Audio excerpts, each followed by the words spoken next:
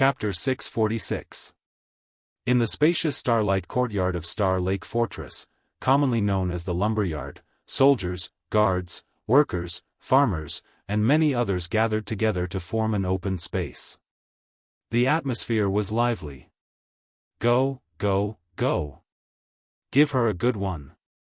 Yes, that's it, float, wow, that's a good fall. It's okay, believe in yourself, lad. Get up and continue beating her up. Io, your sword is so soft. Are you always like this? Are you having too much fun, or are you hoping for your wife to cheat on you?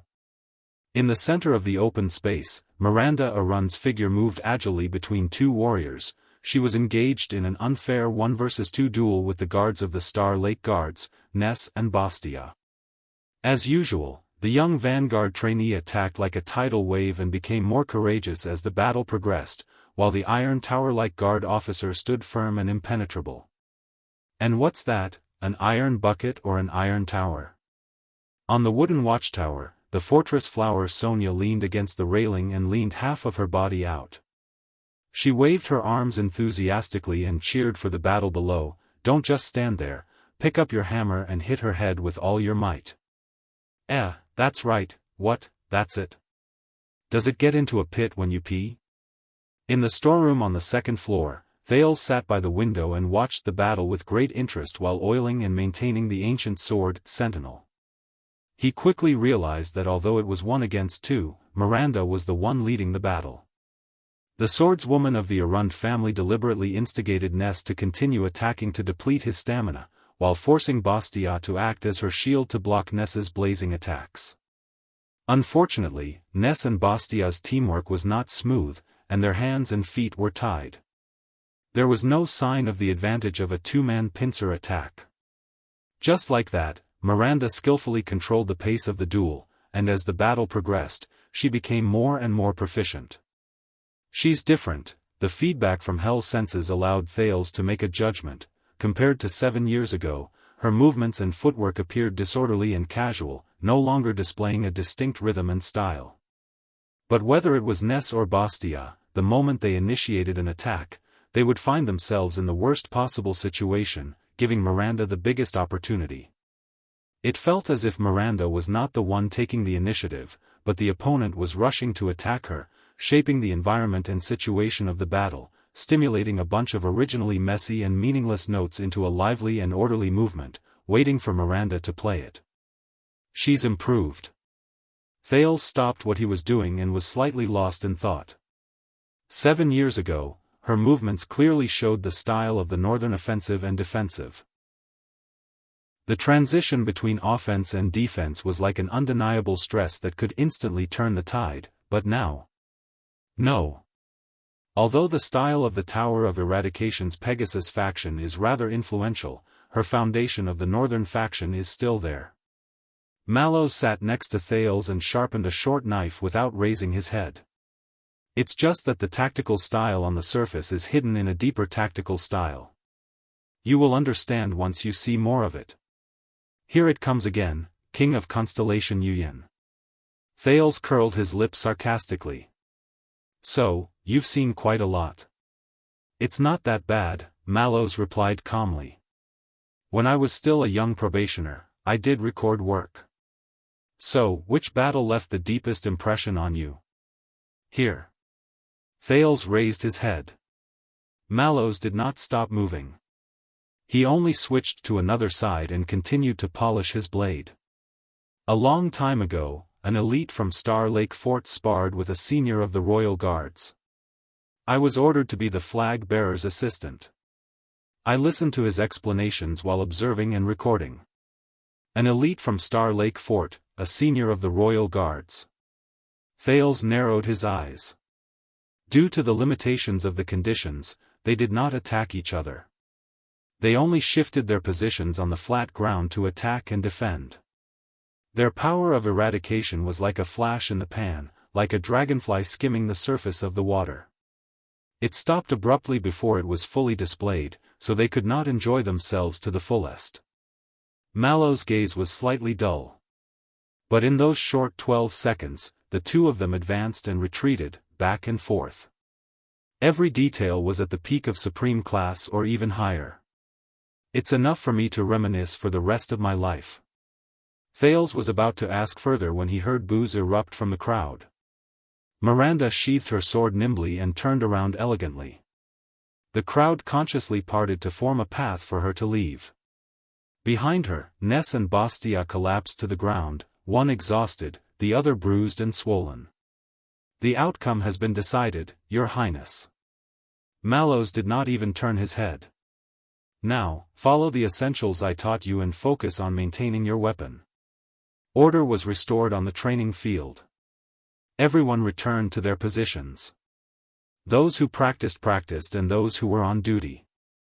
Only in a small corner, a few Star Lake guards were still gathered together in a heated discussion. They were not satisfied with this exciting and asymmetrical battle.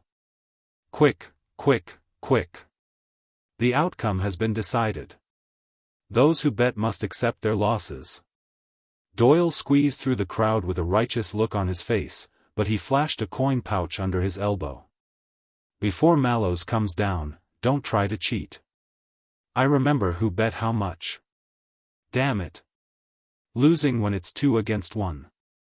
How unlucky. Vladivostok painfully counted a few coins and threw them into Doyle's coin pouch.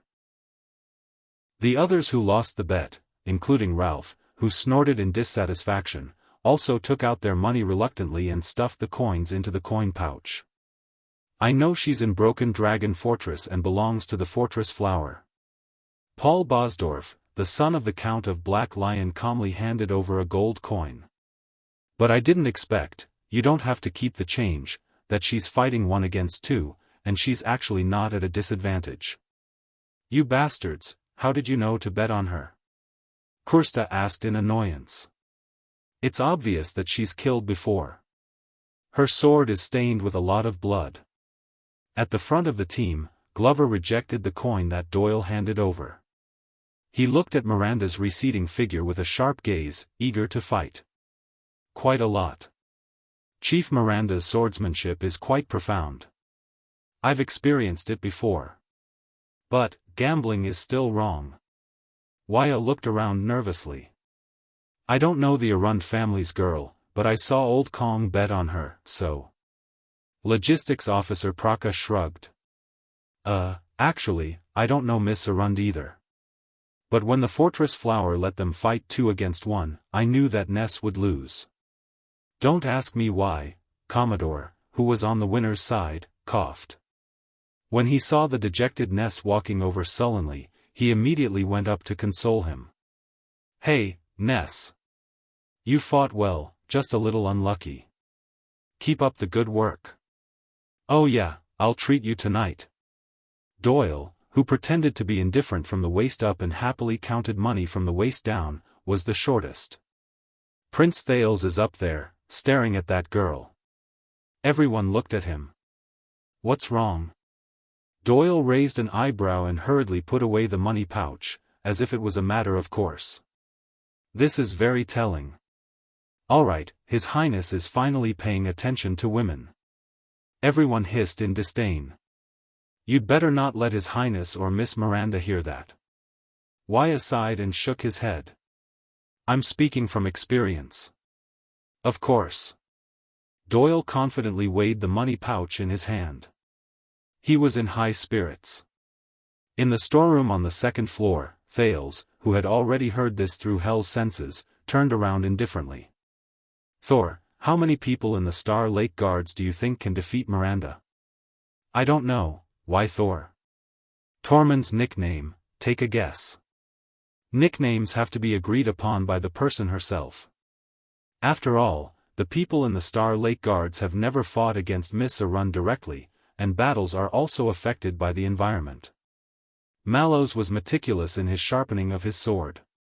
In terms of one-on-one duels in the arena, I dare say that Glover and Doyle, who have undergone strict night training, can take on Miss Arund. Thales raised an eyebrow. D. Is he that fierce? Mallows did not answer. He only twitched the corner of his mouth. But if Doyle were to encounter Miss Arund in a battle of life and death in the wilderness, the watchman put down the sharpened blade and cleaned the crumbs on the table. I hope she'll be merciful and give him a quick death. That exaggerated? Thales frowned, but he rolled his eyes. What about you? You, against Miranda? Mallows took out the oil to protect his blade and smiled when he heard that. Miss Arund and I, it's 50-50. Wow, Thor, you have such a long face. Pardon me? Oh, my face is long. I mean, literally. Your Highness, I'm even more curious about what you mean by literally. Don't. You must know that curiosity killed Thor. Thank you for your teachings, Your Highness. I dare not forget it. Thales snorted mockingly. But in the next second, he suddenly said, Did you know he was coming? The question caught him off guard. Mallow's hand that was oiling the knife paused for a moment. Know what? Who's coming? What for? Mallows continued his work. His tone was calm and unperturbed. Tormund Mallows. Thales stared at the watchman in front of him who he could not fathom. He recalled the moment they first met and pondered the identity and position of this personal guard captain. He was the personal guard appointed by King Kessel, the watchman of the royal guards, and the person with the highest status by his side. But, Mallows, what kind of role would he ultimately play between Thales and the king? Attendant? Protector? Instructor? Watcher? Or, traitor? Thales stared at Mallows for a long time and finally shook his head, nothing. Then, do you know what I'm going to do now? Mallows' expression did not change. He was unperturbed. Sharpen the knife. You have to learn how to take care of your weapon. Looking at him and listening to his ambiguous answer, Thales could not help but sigh. He handed the oiled sentinel to Mallows for inspection. All right, Thor, let me ask you this. Who can you trust in the current Star Lake Guards? When he heard this nickname, Mallows sighed as well. He took the Imperial sword and helplessly checked Thales' maintenance. People I can trust. Why are you asking me this? Thales raised an eyebrow. Because I'm the one paying your salary? In the face of Thales' answer that changed the focus, Mallows clearly wanted to probe further into the question of whether he was the one paying his salary or his father, but the Duke's covetous gaze made him give up on the idea.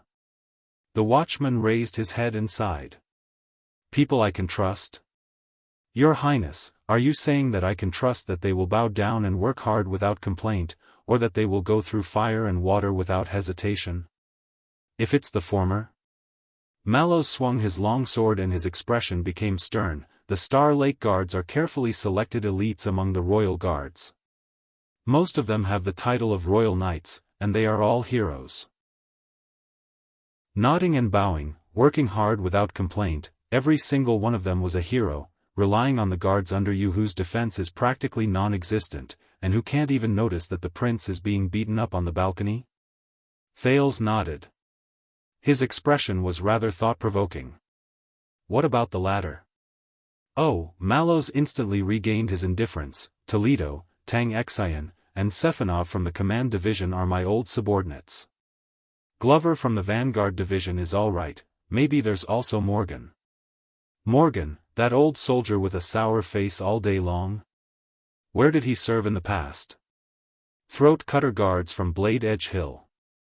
Yes, there aren't many times when he's not angry, but fortunately, he's not responsible for warming your bed. Warming my bed, really? In the Guard Division, I can pick out Bastia and Kursta. Doyle can also be considered a bonus. Doyle counts as well? Forgive me for being dull, but I can't tell if you're frightened or surprised. Other than that, Vincenzo Itariano from the Logistics Division can be used, and Francisco Capone from the Punishment Division. As he muttered these names, Thales scratched his chin. Among your old subordinates, Attendant Casso and the Mute, thank you, I know his name is Ralph, are both good. Willow is fine too, just don't let him do anything that requires him to use his brain.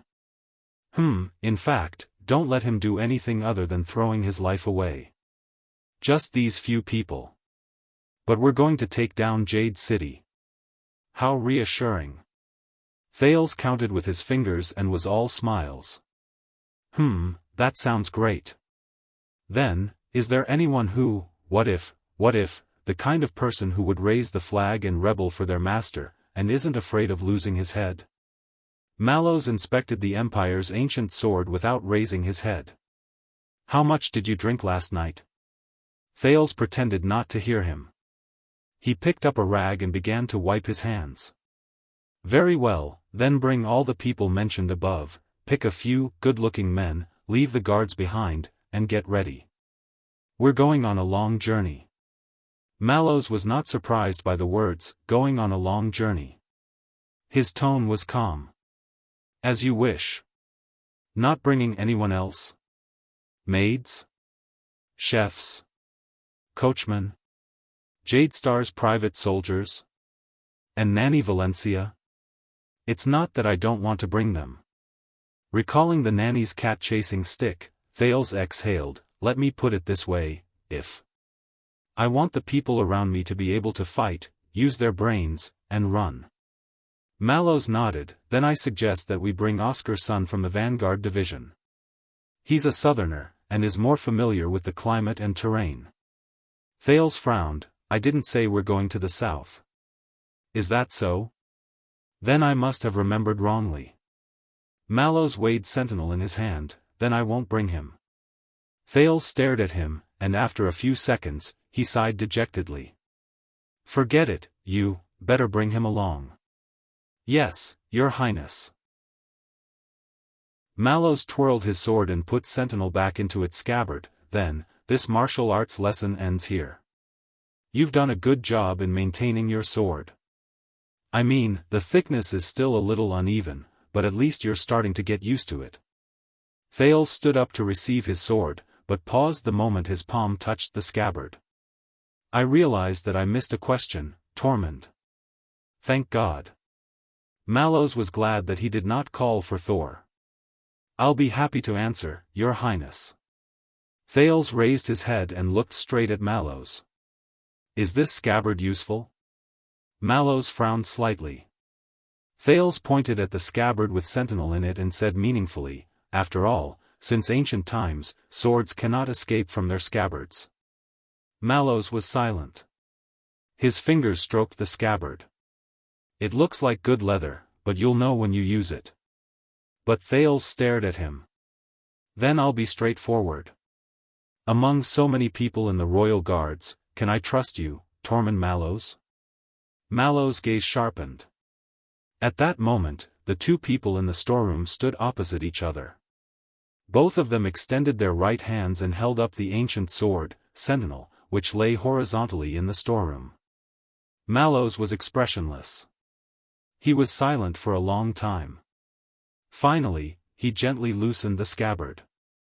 Perhaps you should ask me in return, can you not trust me? Thales stared at him for a long time, let out a long sigh, and took Sentinel. I hope that your skill with the sword is as good as your skill with sarcasm, my dear head of the personal guards. Then you've underestimated me. Oh. Could it be that your swordsmanship is actually not bad, but you're hiding it? No, I mean, I haven't even used half of my skill with sarcasm. Thales pursed his lips and was speechless. Coincidentally, I also have a question to ask you. Mallows turned around, put away the short knife he had sharpened on the table, and inserted it into the scabbard in front of his chest. When you have a rendezvous with someone late at night, you don't like to go through the front door, and would rather climb over the window? At that moment, Thales, who was holding Sentinel, froze. Mallows narrowed his eyes and crossed his arms. I remember telling you that the air corridor will turn you into a meat pie one day? Thales widened his eyes and used all his strength to blink. I don't really understand. Oscar and Doyle were just sentries in the open, Mallows said calmly. When you met the Fortress Flower, Lady Cecere, Itariano from the command division was on a hidden sentry duty in a deeper area. He saw all of you clearly through his binoculars and immediately reported everything to me. F***CK. He really knows, he's not lying to me. Thales was exasperated in his heart. Mallows snorted softly. Wait a minute, Your Highness. You wouldn't be so stupid as to think that the defense of Star Lake Castle is useless, right? Who knows? Right, little dummy? Thales came to his senses and coughed. Of course not. Well, I know that all of you are nearby, so I'm not worried. But Thales thought of something, and his expression changed. Wait, so all of you must have seen Sonia attack me, but you did nothing? Attack? Mallows looked nonchalant. I'm sorry. You're so famous that we all thought that was your new trick. This pen is so annoying.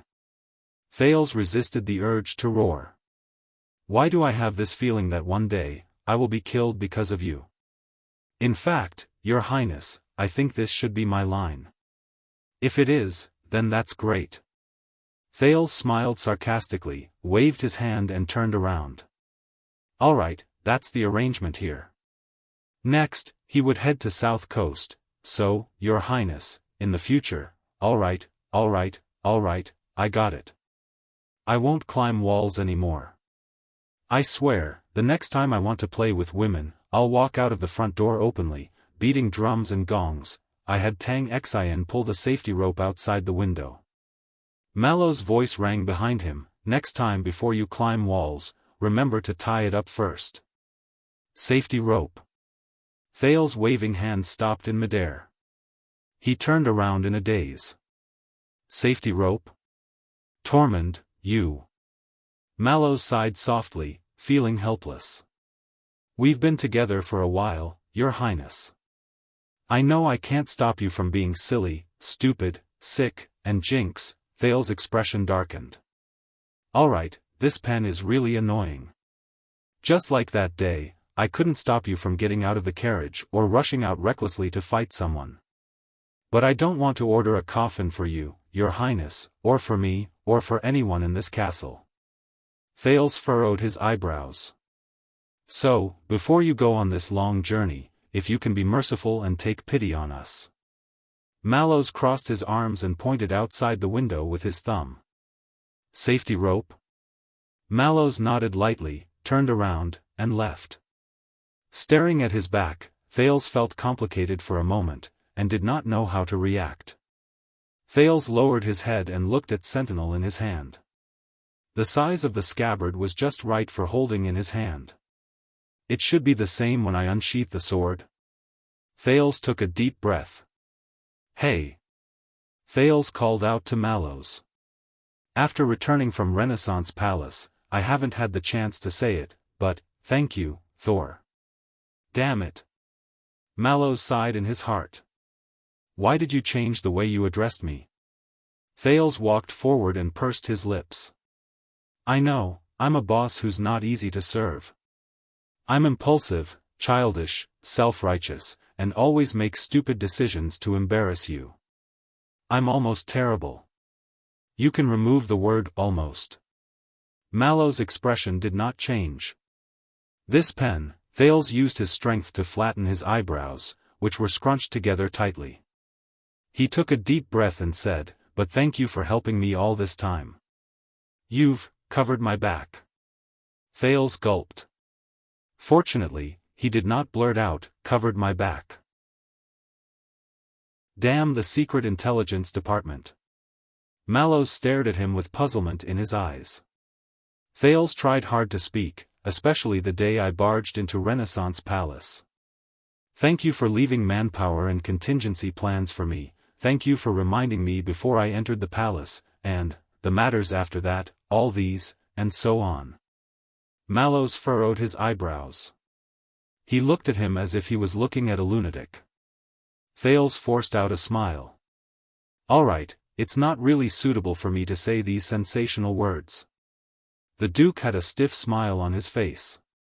He spread his hands, turned around mechanically, and left.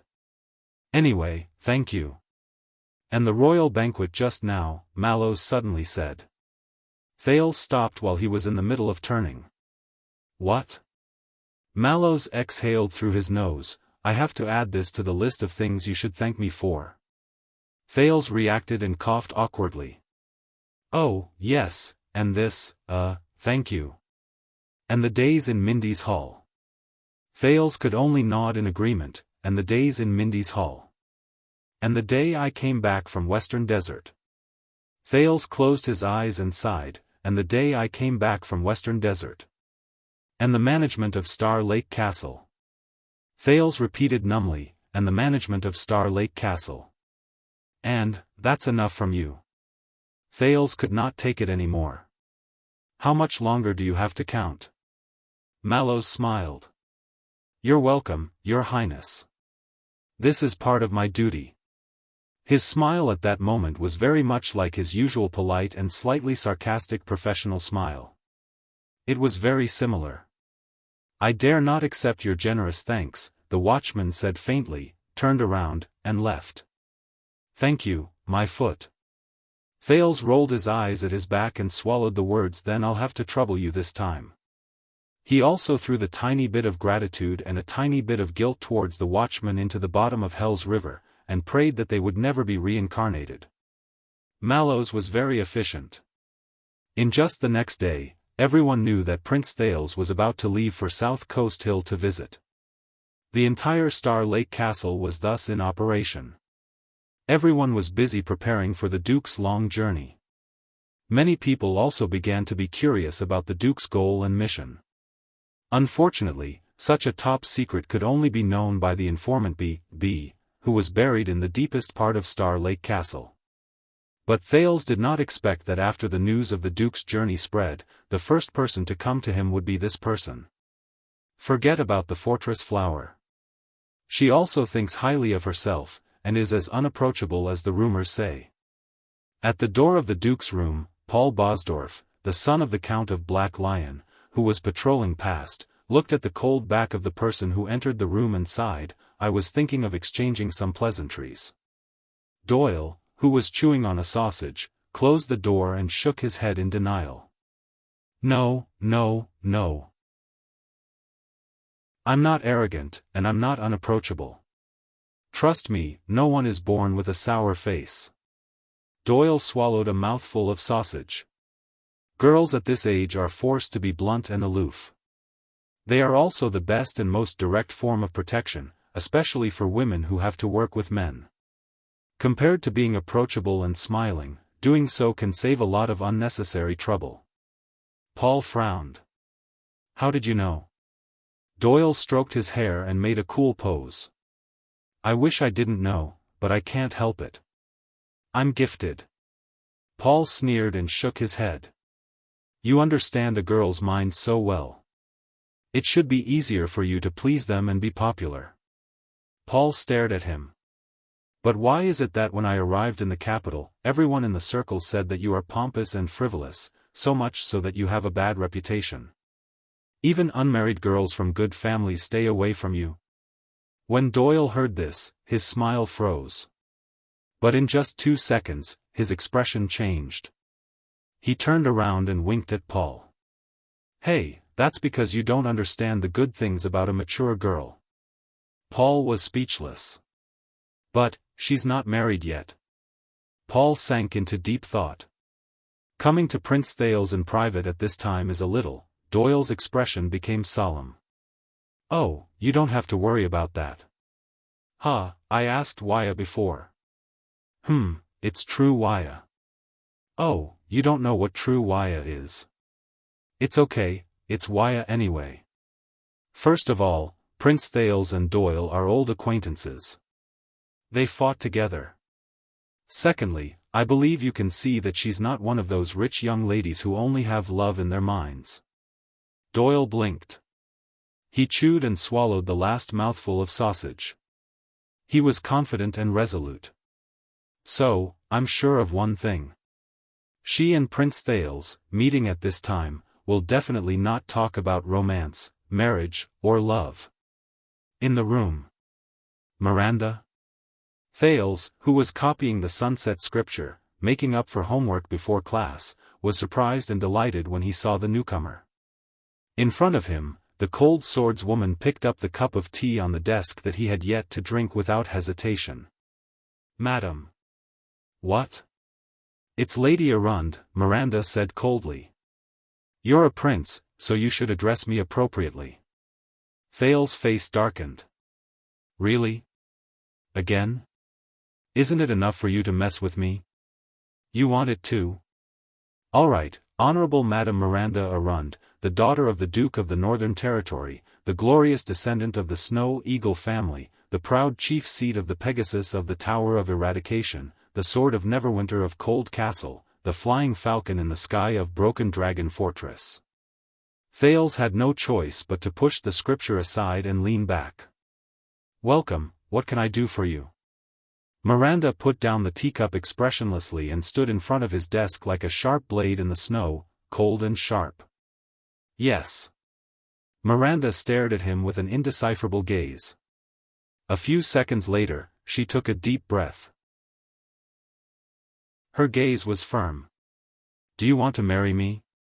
With a bang, the legs of the chair shattered. Thales fell on his butt on the floor. Chapter 647. "Thank you, I'm fine, it's okay, it's just that I have to." "Damn it, this chair was just ordered not long ago." Thales held Miranda's hand and used it to struggle up from the broken chair. Miranda quietly watched the boy in front of her, perhaps he was a teenager now.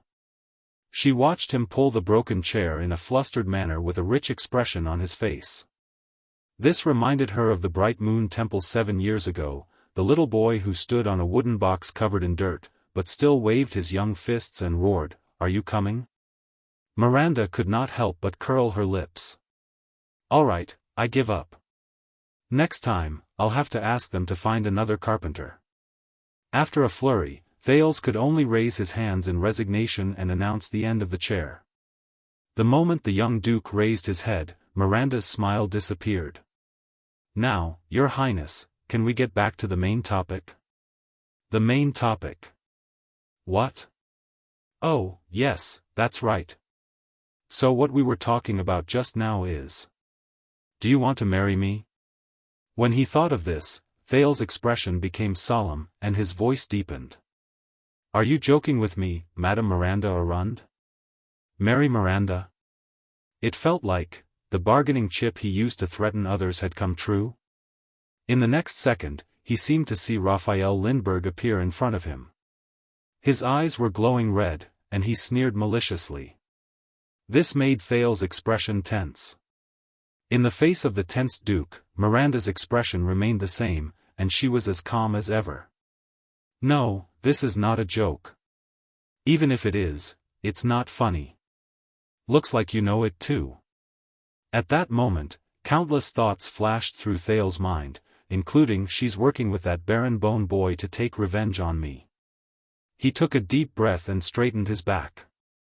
"All right, if it's not a joke, then my suggestion is, I'll look for Grandmother Valencia and Mallows, and maybe Stone from the logistics division. We have to hold a meeting to discuss the livelihood issues around Star Lake Castle, especially the quality supervision of traditional handicraft products. We'll also deal with this chair, or what's left of it." Miranda did not speak. "As for you, Madame Arund from the standing military camp of Broken Dragon Fortress, as a typical example to promote the closeness between the army and the people and the Central Northern Territory, go to the kitchen and order a cup of mate tea, then." Thales waved his hand and pointed resolutely at the door. "Come find me when you're sober." "What a joke, I'm in an important position with heavy responsibilities on my shoulders.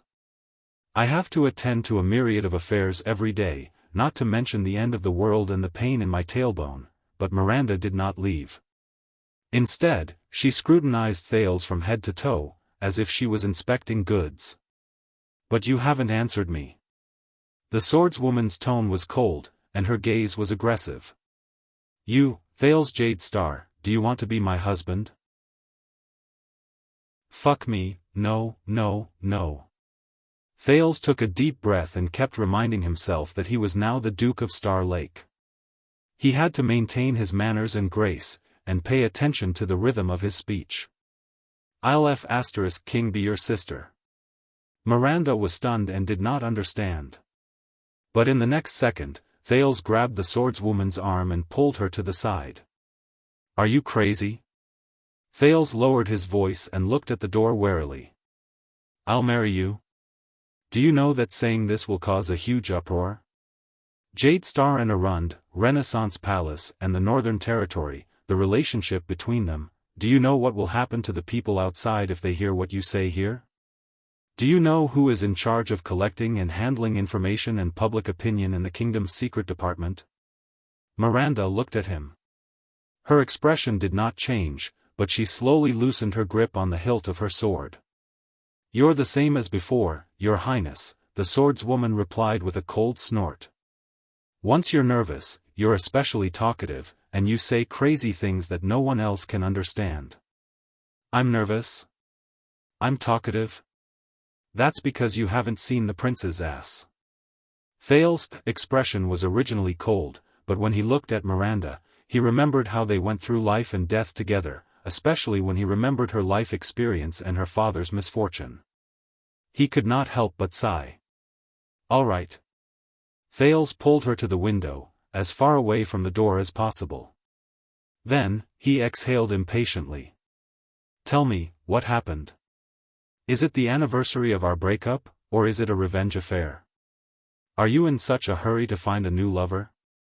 Miranda stared at him carefully and frowned. "Hey! Don't tell me it's Mr. Raphael Lindbergh who secretly went to Red Street Market to flirt."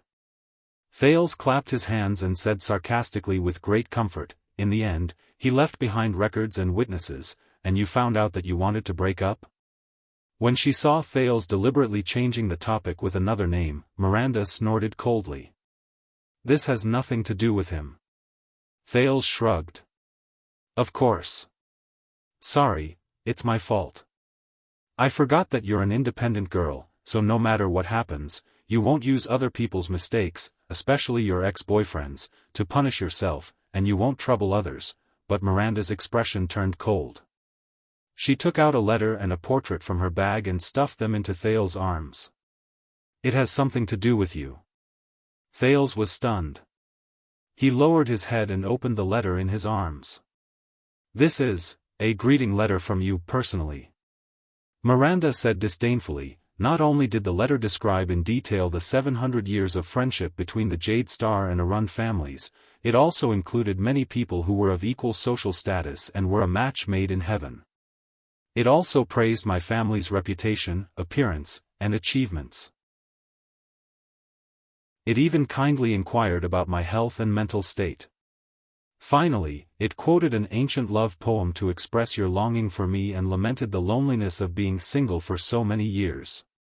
It also asked for a recent portrait of me in the letter. At that moment, Thales froze on the spot. His previous endless dignity and coldness instantly turned into embarrassment and embarrassment. "Well, maybe it's just a daily," Miranda ignored him and continued to speak. Scholar Alpasoni said that according to the kingdom's tradition, this is in fact a marriage notice. Thales gulped unnaturally. "Actually, it's not that." Then, of course, Lord Bustamante removed all the polite words and rhetoric and helped me summarize a sentence. Miranda glanced at him from the corner of her eyes. "Do you want to mate?" "It's really my problem." Thales put down the letter with an expressionless face. The room became completely quiet. "Kessel Jade Star, I will never forgive you." My dear Lady Arund." Thales tried hard to ignore the god of war who was unleashing his demonic energy to destroy the world in his mind. He suppressed the urge to barge into Renaissance Palace again and forced a smile. He was gentle and kind. "If I say that this is my father's idea, and I had no prior knowledge of this thing, oh, it really drew me pretty well, would you believe me?" "Your father's idea?" Miranda stared at him. Her sharp gaze seemed to see through more things. After a while, she untied her sword, supported herself with one hand, and sat on the windowsill. "I believe you." Thales sighed in relief. At least Raphael, whose eyes were glowing red, disappeared from the bottom of his heart. Since the misunderstanding has been resolved. I am actually preparing to go on a long journey. Why don't we talk about it later? So, Thales Jade Star, Miranda spoke again. This time, she was extremely serious. Do you want me to be your queen? Thales paused again. *T. Thales sighed. He was no longer as awe-inspiring as before. He could only smile helplessly. You asked this question before. I did not, Miranda said coldly. They are different questions. Thales' smile disappeared. It seemed that at this moment, everything was different. Which part is different? Thales leaned back and sat on the desk. Is it mine, or queen? Miranda sized him up for a while before she snorted and shook her head. It's a pity. If our marriage was real, it could solve many problems, from the right to rule to the right to inherit. Thales fell silent. It can solve many problems, the key is, what problems? You don't want to sit there. Thales looked at Miranda, who was leaning against the windowsill.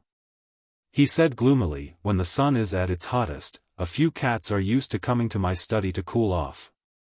The food and water in those bowls are prepared to feed them, so that they won't push their luck and enter my room. Cats? Miranda frowned and saw a few bowls by the window. Thales crossed his arms and sighed. If they find out that their old place has been occupied, they, especially that cunning old black cat, will be unhappy. Then they will start to give me a headache. Miranda was silent for a moment. It's okay. That's why I'm carrying a sword. Thales furrowed his eyebrows. Sword? Isn't this a little too cruel? Will it be crueler than the problem you encountered at the royal banquet? What happened? Thales took a deep breath and said seriously, well, Madame Arund, what I just said was not a political metaphor, but a literal meaning. There will really be cats wandering around here. Miranda was stunned. After this interlude, the two of them once again fell into silence. Miranda spoke again. By the way, I went to the Sunset Temple a while ago and met Aunt Licia. Lishi, who? Miranda ignored Thales. Priestess Meljen was there as well. For the sake of your reputation, they asked me to bring some words that were not convenient to say to the prince directly. Priestess Meljen, some words to say to the prince, Thales was shocked. I'm really writing. The prince subconsciously pointed at the copy of the theology lesson on the table. Tell her that she can hand it in tomorrow. Not that. Miranda glanced at him in disdain. She said seriously, Priestess Meljen said that the period for the internal investigation of the temple is almost here. If you show some understanding to Sister Nia and don't want her to be so anxious that she has to rummage through chests and cabinets every day, quickly return the 3 books that were stolen from the Forbidden Book area. Forbidden Book area, stolen. Thales originally heaved a sigh of relief, but his smile froze on his face. One of them is Arch C City Enlightenment Collection, and the other is Hidden Records of Exorcism. The last one is, Miranda took out a note. High Priestess Petruzzily's top secret notes. Wait, Petruzzily, isn't he the Sunset High Priestess during the era of the Ascension King? The one who presided over the killing of children as an offering to the gods, thank you. Thales snatched the note and forced a smile. I know now. Miranda pursed her lips. Aunt Licia also said that if you want to borrow some books next time, you don't have to be a thief. You can just say it directly. Don't worry, she won't tell your father. Thales felt as if his face was burning. The atmosphere became a little awkward. Then, Miranda spoke to break the silence. I heard from Waya that you are going to the south for an inspection. Which Waya? Oh, you mean that Waya? Thales nodded and sighed slightly. Yes, it's obvious that everyone is busy with their work. Since even someone like me, who is known to be unsuitable for a house and home, has received it. I guess that quite a number of suzerains in the south have also received your, do you want to mate?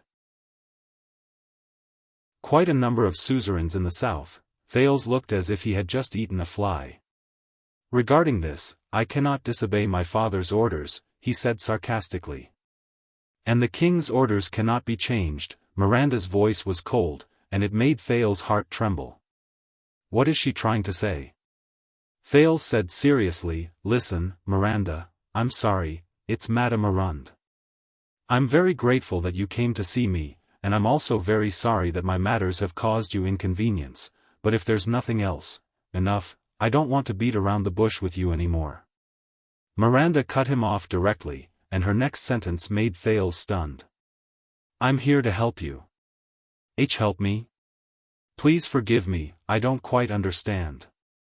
Miranda glanced at him, and it was just a glance, as if she understood everything. But it made Thales very anxious. Stop pretending. You are definitely not going to the south for a blind date, the swordswoman said with certainty. Based on your habits, everywhere you go, the capital, the fortress, Dragon Cloud City, Western Desert, will not be peaceful. Huh? Thales was stunned at first, and then he scratched the chair indignantly. Star Lake Castle is very peaceful. Only a few rats died. At most, I'll add 2 more chairs. But Miranda ignored him. And no matter what kind of shady business you want to do that is inconvenient to talk about, you need trustworthy and competent people. It would be best if they are acquaintances who have worked with you before, and have even gone through thick and thin with you. So, I'll go with you on this journey. Shady business that is inconvenient to talk about, damn it, what does she know? At that moment, Thales and Miranda's eyes met. Since you don't like to beat around the bush, Madame Arund, Thales said doubtfully, I know that our experience in Dragon Cloud City is unforgettable, but our friendship doesn't seem to be so good that we can help each other from afar. Miranda did not answer immediately, but stared at him. Her eyes were different from the others. They were calm, cold, sharp, and had a vague sense of alienation. Right. The Duke suddenly remembered that although the lady in front of him was from Constellation, Arund was from Northland. Most of the time, Thales could not help but forget this, and treated her more as a typical Empire bigwig. Finally, Miranda spoke softly. If you really want a reason, Cohen told me that the prince is in a difficult situation and urgently needs help, but unfortunately, he does not have enough people around him. Or to quote his own words, they are all idiots. Cohen? Thales was stunned when he heard this. Did he ask Miranda to come? He subconsciously asked what was on his mind. How is he recently?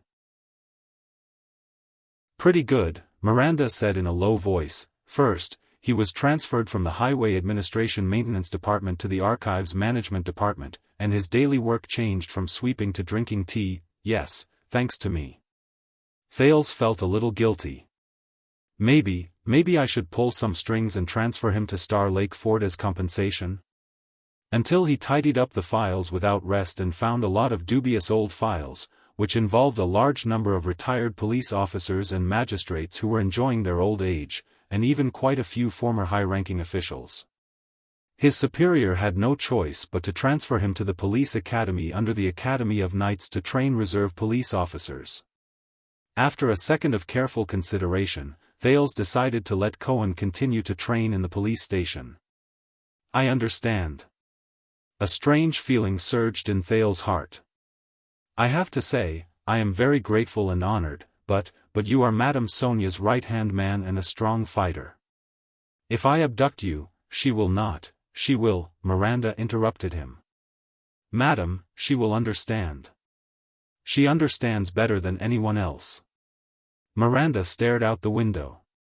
Thales paused for a second. Are you serious? You want to serve me? I don't have the habit of lying. So you are not good at lying, at least not as good as I thought. In that second, Miranda's gaze turned fierce. The Duke of Star Lake took a deep breath and felt the color in the room turn darker. You are not here because of Cohen's request. Thales straightened his posture and looked at her seriously. It's not that he doesn't want to help me, but even if that blockhead has 20 brains, he will not think of saying that the prince is in a difficult situation and needs help. Miranda's frown deepened. 7 years ago in Dragon Cloud City, you did not manage to deceive child Vlad with this soaring eagle. The Duke of Star Lake looked at her coldly. 7 years later, you will not be able to deceive me either. So, I want to ask you one more time, and it will be the last time. There was a chill in Thales' words. Madame Arund, why did you come here to help me? Miranda leaned against the window and did not say a word. She was like a winter plum flower facing the wind and snow. But Thales was also very patient. Finally, the swordswoman spoke expressionlessly. Because I am tired of it. Tired of what?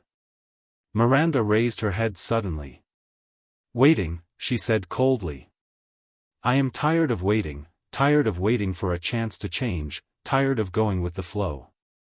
I am tired of being a happy, pitiful, innocent, and pitiful woman who is content with the status quo and has no self-awareness. Just like the past 20 years.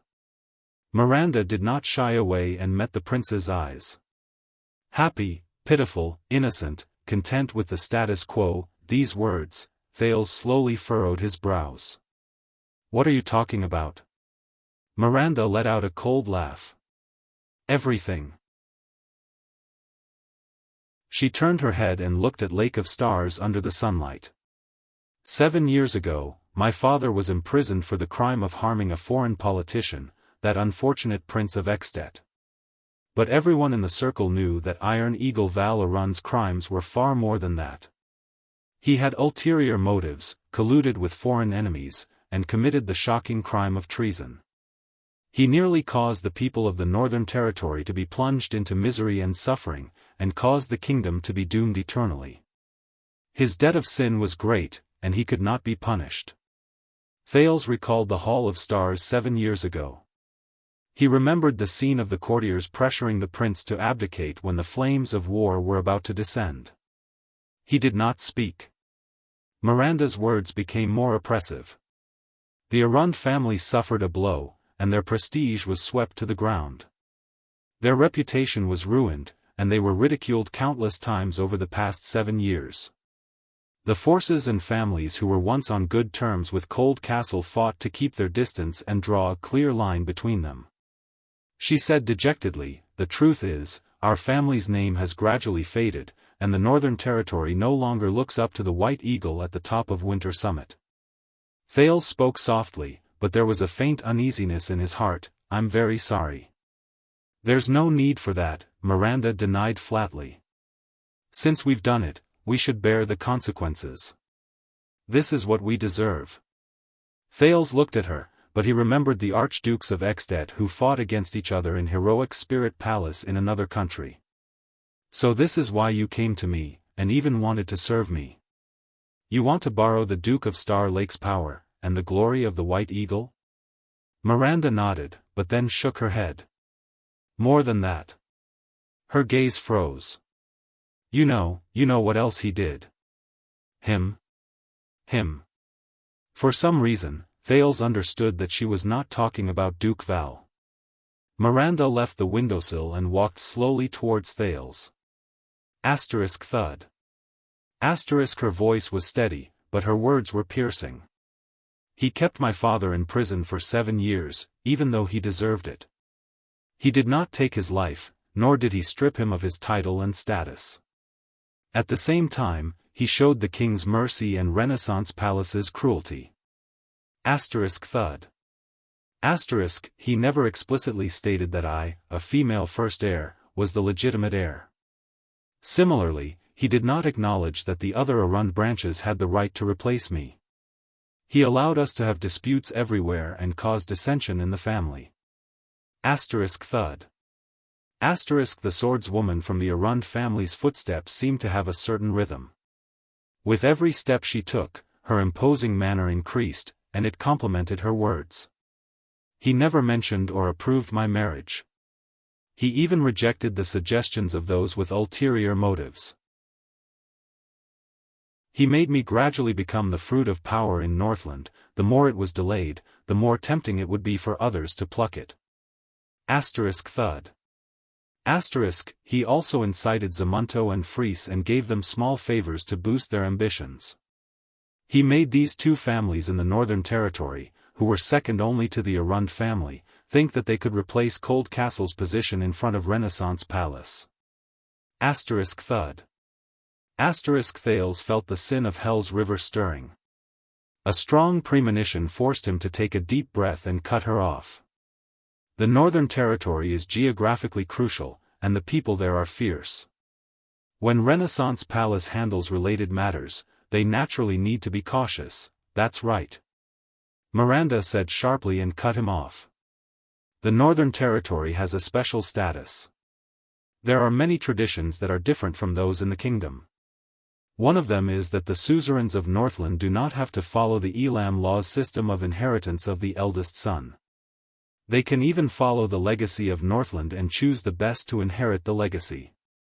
Or in the words of the people in the land, they are barbaric and backward.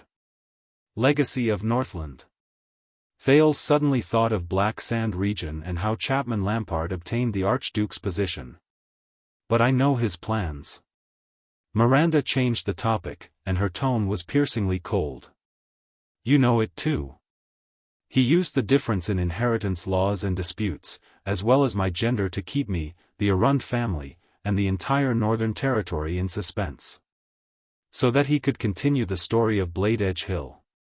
In the name of the royal family, he would carry out his laws in the Northern Territory, spread his authority, convey his will, and appoint officials who were close to the royal family. Until the rebellious Cold Castle did as he wished and became the second northern field camp of Renaissance Palace after Broken Dragon Fortress. Miranda finally stopped in front of Thales. She said airily, until the proud white eagle at the top of Winter Summit became a parrot in a pet birdcage. Thales could not help but let out a long sigh. So now, I, Miranda Arund, the daughter of a duke, have become a sacrifice for the kingdom, an abandoned child of history, and an obstacle to the Northern Territory. My status is neither high nor low, my authority is undecided, and my future is dark and uncertain. Miranda snorted coldly. As expected of a father and son. Just like you, he knows how to make use of women, especially women who are vulnerable, right? Thales' gaze shifted. He resisted the urge to retort, but he could not stop his mood from sinking. So, Miranda, you came here for, at that moment, Thales only felt a deep sense of sorrow. And I am just, tired of it, Miranda said expressionlessly. Thales sighed. So you asked me just now if I want you to be my queen. You are looking for a way out. Miranda's expression darkened. She nodded. Yes, this is indeed the fastest and most effortless way to solve the problem. But then her gaze turned sharp. But I believe that you are not so stupid and short-sighted that you only see my value as a wife and mother. As he listened to her words, Thales remembered his brief encounter with the shackled Duke of the Northern Territory, Iron Eagle, Val Arund, at the royal banquet. Please do me another favor, don't marry her. If you have no choice but to marry her, don't plant a seed in her belly. Duke Val, you foresaw this. You knew this would happen, didn't you? You know your daughter. You know that she is an Arund. She is the white eagle of the Northern Territory. Under the day before the bitter cold winter, she may temporarily retreat, but she will not remain mute for long, much less bow her head forever. So, what do you want? Thales asked softly. What do I want? Miranda repeated this sentence. She slowly lowered her body and met Thales' eyes. It's very simple. I am a descendant of the White Eagle Arund. What flows in my veins is the cruel blood of the first marshal under the king of Renaissance, wretched eagle Nolaner Arund. She said in a low voice, I went back and forth between Cold Castle and Broken Dragon Fortress. I fought against the Northland barbarians for a total of 9 years. All the generals, captains, soldiers, messengers, cooks, porters, and even the prostitutes in the villages outside the fortress know me. Miranda's expression became more determined. I am also the subordinate and comrade of the fortress flower. Be it fame, ability, status, experience, or familiarity with the Northern Territory, I am the best and strongest replacement and successor for the northern barrier of the kingdom. In this second, Miranda's gaze was as sharp as a knife. In the entire kingdom, no one is more deserving of the title of the Duke of the Northern Territory than me. Her voice was as cold as ice. No one is more qualified than me to rule that ancient land. Her words were as heavy as a mountain. No one can use any reason to stop me from defending or even taking back what belongs to me. Thales did not speak. At that moment, he was in a daze, as if he had returned to the small Ballard room. To defeat them, Your Majesty, you must change your strategy. You need them to jump out, stand out, and shine. Now, they jumped out. Thales' heart trembled. He slowly raised his head and met Miranda's determined expression. This day has come so quickly. At this moment, the Vigurtaxa was in his front pocket, as light as a feather. And I will give you unexpected great help you see through them, disintegrate them, and finally destroy them. That night, when he reached an agreement with King Kessel, Thales knew the price of doing so. Or rather, he thought he knew. He thought, now, what do you think? As he pondered, the daughter of the Arund family stared at him. Polaris? Chapter 648. Thales was silent for a long time. A myriad of thoughts ran through his mind. Some of them were memories of his adventures with Miranda in Dragon Cloud City, and some were related to the Covenant Bone Ring. In the end, he sighed and turned away from Miranda's burning gaze. He stepped over the chair that had died of old age and sat on the desk. If Grandmother Valencia was here, she would probably reprimand the Duke for his indecent behavior with a straight face. But she was not here. Fortunately, she was not here. So, Madame Arund, you came to me for title, land, and power. Thales sat on the desk and stroked the scar on his left palm in a daze. Miranda did not move. She only watched the Duke of Star Lake from afar, who was immersed in his own thoughts. I have to say, this is really, wow, impressive. Thales made up his mind. He took a deep breath, but unfortunately, forgive me for refusing, strange, Miranda interrupted him. Thales frowned and looked up. The daughter of the Arund family spoke softly. Isn't it only natural for the heir of a duke's family to work hard for the sake of titles, land, and power? Thales could not help but frown and look up. Miranda shook her head and said, then why did you say it was impressive when it came to me? As if this is something rare, something worth writing about? Thales was stunned and did not react. What? No, I didn't think that way. Miranda sneered. If I were a male heir, would you still say, as the son of a duke, you actually want title, land, and power? Wow, that's really impressive. Thales was even more stunned. But Miranda took a step forward and said aggressively, why? Is it that I or someone like me is not worthy, not suitable, or unable, or is it that I don't have the ambition to fight for power, and shouldn't be so impressive, Duke Thales? What? Thales, who was a little dumbfounded by her rebuke, took a deep breath. Please don't misunderstand, Madame Arund. I mean no harm. The young man tried to ease the conversation. I don't mean to look down on you. It's just a polite remark. This time, Miranda stared at him for a long time, as if she wanted to dig out the thoughts behind his eyes. It was only when Thales felt embarrassed and could not help but cough to remind her that she averted her gaze. I know. Miranda's voice dropped, no longer aggressive. I know you mean no harm, Your Highness. Through the feedback from Hell's senses, Thales vaguely felt that at that moment, she was a little gloomy and depressed. At most, you'll feel nothing. You'll just be used to it. You won't feel anything strange. You'll only think that it's a normal sentence. You'll even think that I'm being too sensitive.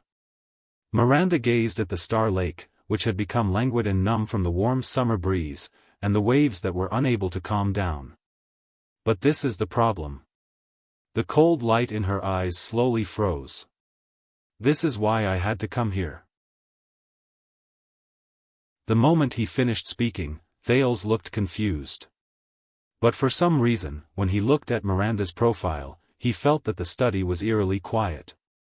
Madame Arund, I really didn't. Thales wanted to explain more, but he paused and changed his words. I'm very sorry, madam. If I said something wrong or expressed the wrong attitude in a way that I didn't realize, then I apologize to you. Really? Miranda was silent like a statue for a long time before she slowly turned her head around. She curled the corners of her lips at Thales and smiled faintly. That smile was very natural and bright. Even the sunlight behind her could not cover it. This made Thales a little dazed. She's beautiful, isn't she? A voice in his heart reminded him softly. That smile is like the first sprout on the peak of a snow-capped mountain when the snow melts in early spring. But such a feeling disappeared in a flash. Just like that smile, fragile and fragile. To be fair, you shouldn't be the one to apologize. The swordswoman became expressionless again, as if she had never smiled before. This brought Thales back to reality. But it's also fair to say that I accept your apology. Thales was stunned again. The Duke snapped out of his daze. He quickly coughed and changed the topic. So, madam, do you want to join me and tour the south with me? Let everyone see that you've chosen your side and stand under the Duke of Star Lake, the future king, so that you can accumulate experience and fame to invest in your future? Miranda thought for a while and crossed her arms. No, not to join you. She raised her index finger gently and pointed at Thales. But to help you. Thales frowned. As your supporter. Miranda's eyes sparkled. Not as a follower. Not as a follower, but as a help. Not as a follower, but as a supporter. As he mulled over her words, Thales also crossed his arms with a serious expression. A few seconds later, he took a deep breath. Dear Madame Arund. Thales' voice was a little hoarse. You know, after Dragon Cloud City, although I haven't contacted you much, it's not that you haven't contacted me much, it's that you haven't contacted me at all, Miranda suddenly said. Thales was instantly rendered speechless. Miranda sneered. In comparison, I have at least met Wuxia a few times over the past 7 years. Yes, that Wuxia. Although I don't know how many Wuxias there are here, or if everyone is a Wuxia. If only Mother Valencia was here. Pay attention to your etiquette, child. When the Duke speaks, shut up. She would definitely say that. She waved the pointer in her hand. All right. Thales suppressed his displeasure at being interrupted and continued. This may sound hypocritical, but madam, I cherish the experience of that night in Dragon's Blood very much. I have always treated you as an old friend, a comrade who has gone through thick and thin with me. Miranda nodded slightly. It is indeed hypocritical. Thales sighed. He thought that this girl should have a good chat with Mallows. So I don't want to lie. What you said just now, madam, is not a good idea for now. Miranda's gaze changed. What's not a good idea? She chuckled and said, marry you? Or join you? Or fight for what I deserve, neither. Thales suddenly raised his voice, causing Miranda to frown. You said you want to go south with me, but... The Duke exhaled, pinched the bone ring in his pocket, and sighed. You don't understand. You think that I have your answer here, that you can win back the Northern Territory here, that I can help you get back what your family lost, but you, Thales' words died in his throat. But you are wrong. In his heart, a voice slowly uttered what he wanted to say but did not say. You will only fall into a sinister trap carefully laid out by the king and personally created by me. You will become a self-righteous but helpless chess piece, falling deeper and deeper until you become the next sacrifice. Just like your father. Just like me. Thales closed his eyes. With Gertaxa as my witness, you will help me push the kingdom forward. Remove the obstacles, break the shackles, at all costs. He could not refuse the king. But he did not want to hurt her. They were once friends. Even if this was just a lie to himself. Your Highness? Miranda asked, puzzled, what do you want to say? Thales snapped out of his daze. Sorry. He opened his eyes, and his thoughts became clear again. In fact, my lady, I met your father not long ago. As expected, Miranda's expression changed slightly at that moment. Thales tried his best to make his voice sound more sincere. Lord Val asked me for a favor. He did not wish for you to be too involved in the matters between me and the royal family. Miranda was silent for a long time. But when she spoke again, her words were full of disdain. My father, right? So you obediently listened to him, did whatever he said, and became a puppet outside prison for a traitorous prisoner, an obedient pawn? She looked at Thales provocatively as if she had seen through everything. He forbade you to f*ck me, so you don't dare to f*ck me? You can only lock your own chastity belt, and you don't even dare to go to the toilet? f*ck Thales' heart froze. How was he supposed to respond to that? Didn't she teach you anything good after being under the fortress flower for so long? In comparison, Raphael and Cohen, who are both from the Tower of Eradication, are so much cuter. The Duke had no choice but to take a deep breath and reorganize the logic of persuasion. What I mean is, you, Miranda Arund, are the eldest daughter of the Guardian Duke of the Northern Territory, the heir to Cold Castle. You have an extraordinary status, and are of great importance. You will implicate all parties. On the night of Dragon's Blood 7 years ago, we carelessly neglected this point, and learned our lesson in blood. Miranda frowned. So, whether you can serve under me or not is not something that Sonia and I can decide. And my father, His Majesty, he, is a complete bastard, Miranda interrupted him again. But this time, huh? Thales was stunned when he heard that, and then he was shocked. What? Who's the bastard? Miranda sneered, and her words were unscrupulous. Isn't that so? As a father, he used you as a bargaining chip to swindle others, a breeding pig for mating. For this reason, he could disregard your wishes and ignore your safety. He could pick up your little dick and show it off to the whole kingdom, as long as it could bring him the slightest benefit, whether it was 7 years ago or 7 years later. She picked up the greeting letter and slammed it on the table. Oh, sunset. Thales took a deep breath. If Mother Valencia is here. No, thank goodness she's not. Thales could only keep a straight face and say nothing, regardless of his status or position. And no matter how badly you get beaten up, you can only say good things about him. A father's love is like a mountain, there will be sweets after the beating, Miranda mocked. Thales took a deep breath. Damn it. He thought that he was the most daring person in the kingdom to scold the Iron Hand King. In the end, for the sake of the past, I'll pretend that I didn't hear this. Thales spoke in a low voice, without looking at her.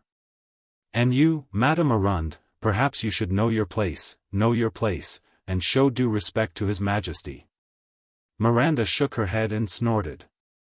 She glanced sideways at Thales, as if she was looking at the most impossible thing. What about you, as the king's son, Thales Jade Star, why didn't you know your place, and show due respect? Thales was stunned. On the contrary, you were unscrupulous, impulsive, reckless, trespassing the Forbidden Palace, leading the rebellion, threatening the king with death, and forcing him to compromise. Why? Just for the so-called justice of a mere western desert squire? At that moment, Thales raised his head abruptly. But Miranda did not dodge. She stared back at Thales, as if she was the one in charge of the conversation. Leading the rebellion, threatening the king with death, western desert squire, all right, maybe the news from that day can't be suppressed, but the details, Madame Arund, the Duke said with a frown and a warning tone, rumors are not to be trusted. The sound of the guards changing shifts came from outside the window. Your Highness, Miranda's eyes were as sharp as knives, and she said tit for tat, it's not enough to deceive yourself. At that moment, the air in the study seemed to have frozen. One of them was sitting, and the other was standing. One of them had a gloomy expression, and her attitude was cold, while the other's gaze was sharp, and she pressed forward. But just when the situation was extremely tense, Thales' gaze shifted. Cohen Caribbean. He stared at Miranda. Did that guy tell you these things? Hearing this name, Miranda hesitated for a moment, then she snorted and shook her head. Don't worry, Cohen fulfilled his promise and kept his mouth shut. He denied everything that he should deny. Thales was stunned at first, then he understood and sighed. In other words, his denial is equivalent to admitting to everything that he should not have admitted to?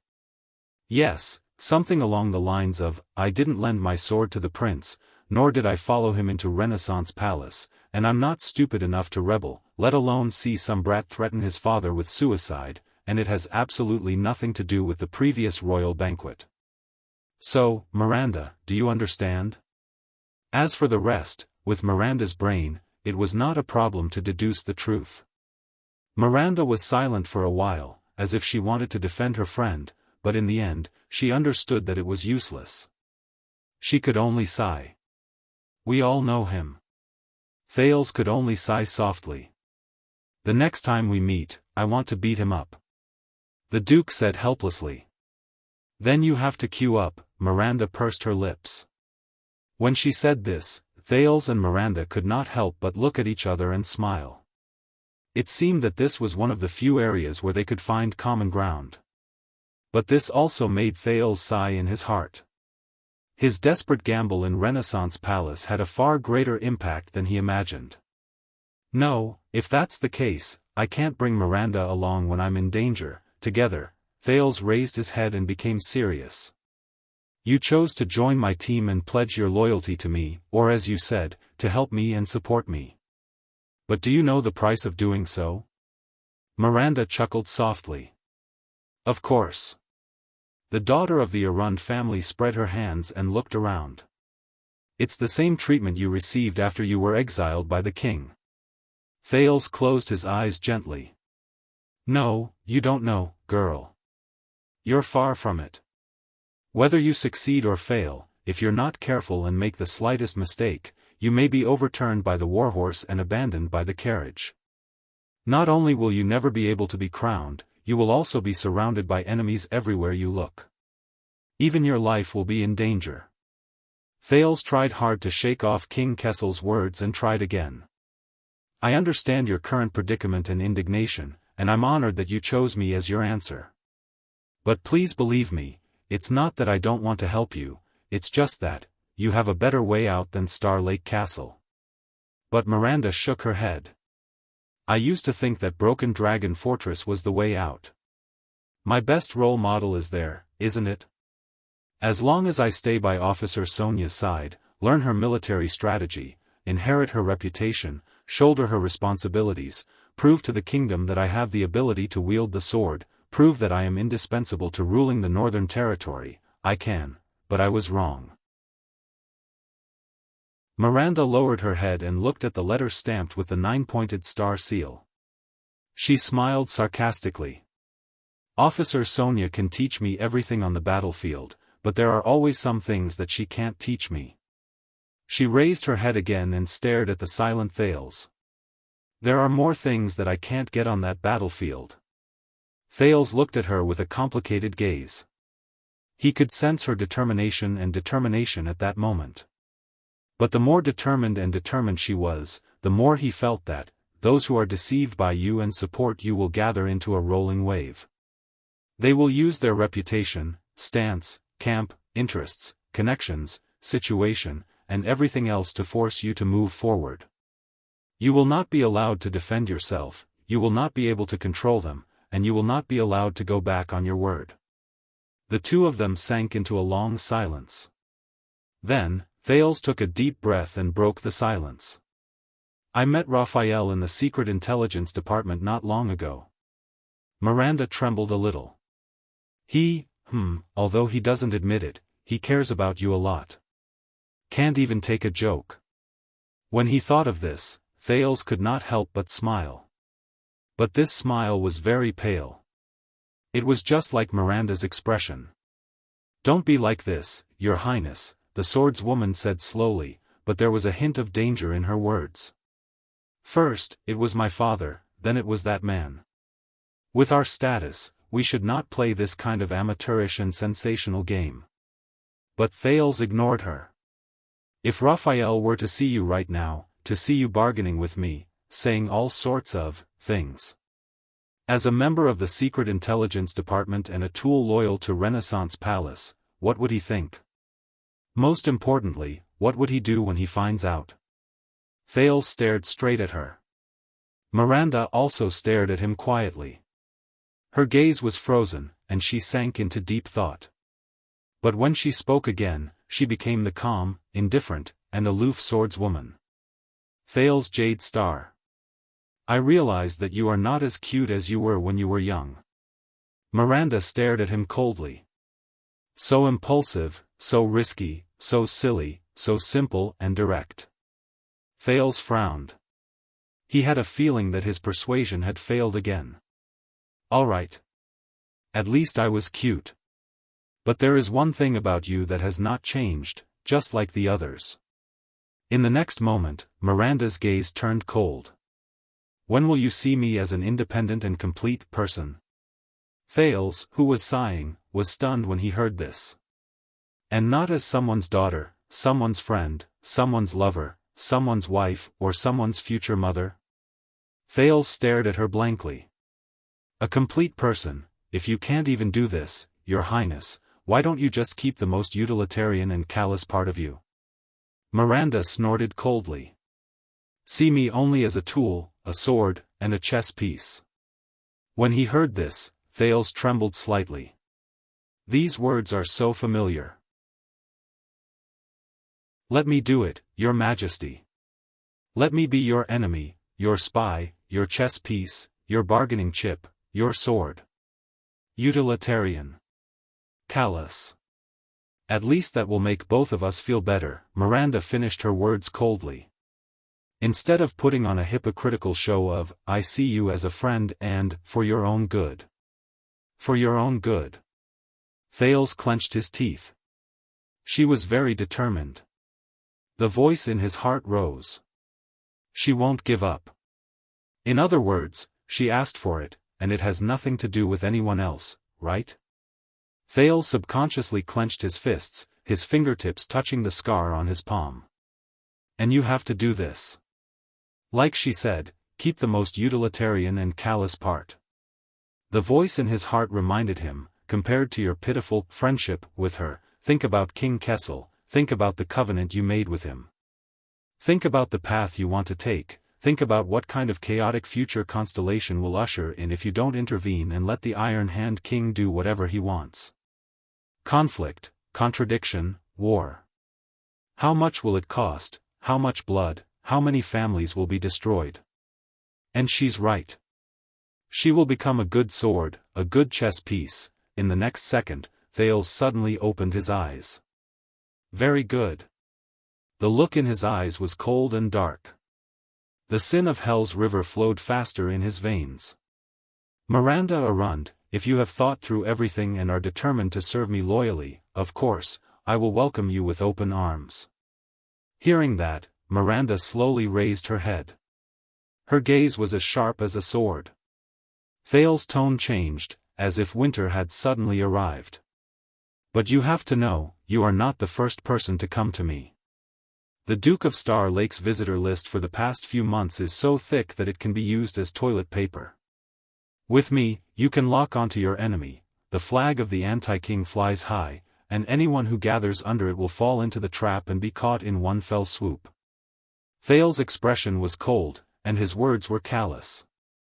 If I take you in, accept you, allow you to join the Duke of Star Lake's team, allow you to share the halo and glory of the prince's vassal. The Duke narrowed his eyes and sized up the swordswoman in front of him. Then what benefits can I get? I will give you unexpected help you see through them, disintegrate them, and finally destroy them.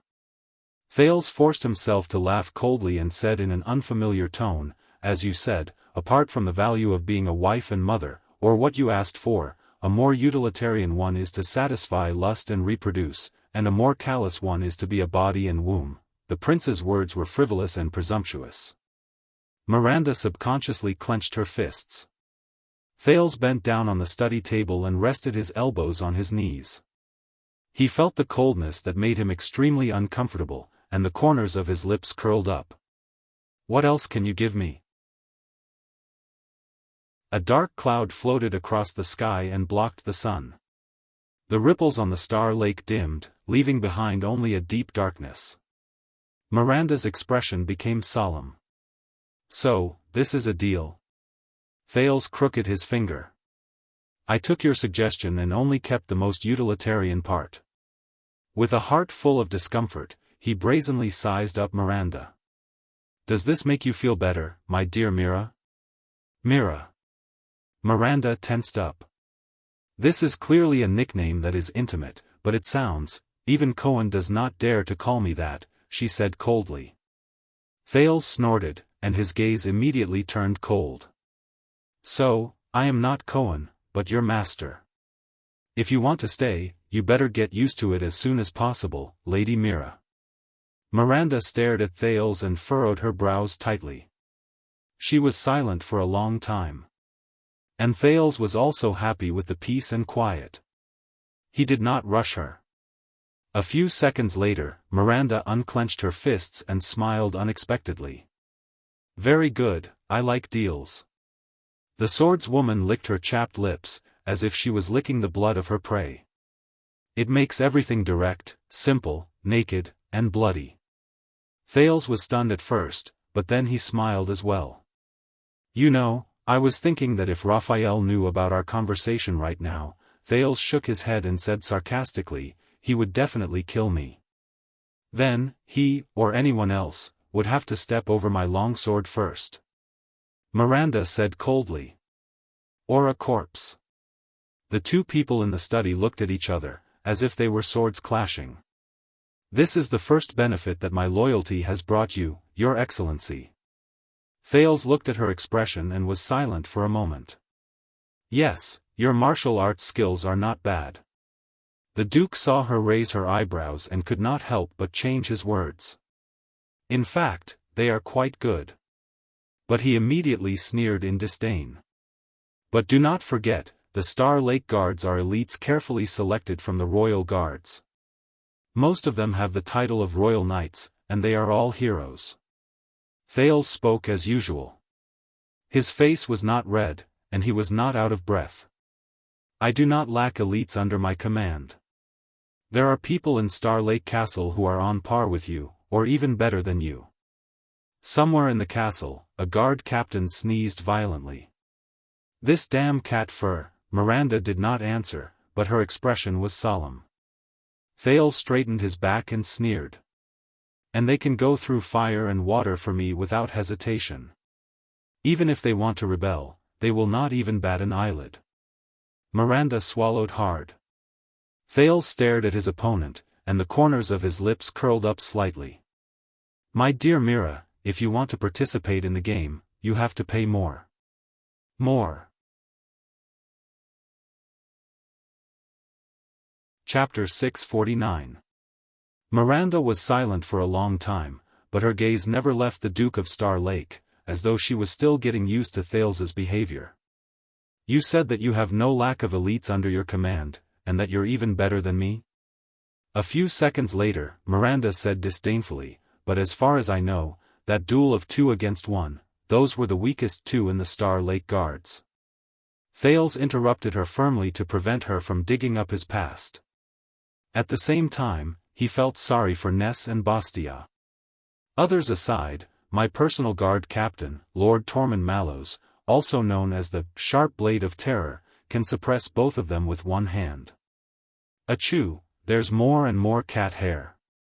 Only an idiot would come up with this idea of raising a cat and limiting a mouse. Mallows, who was inspecting the supplies, said unhappily.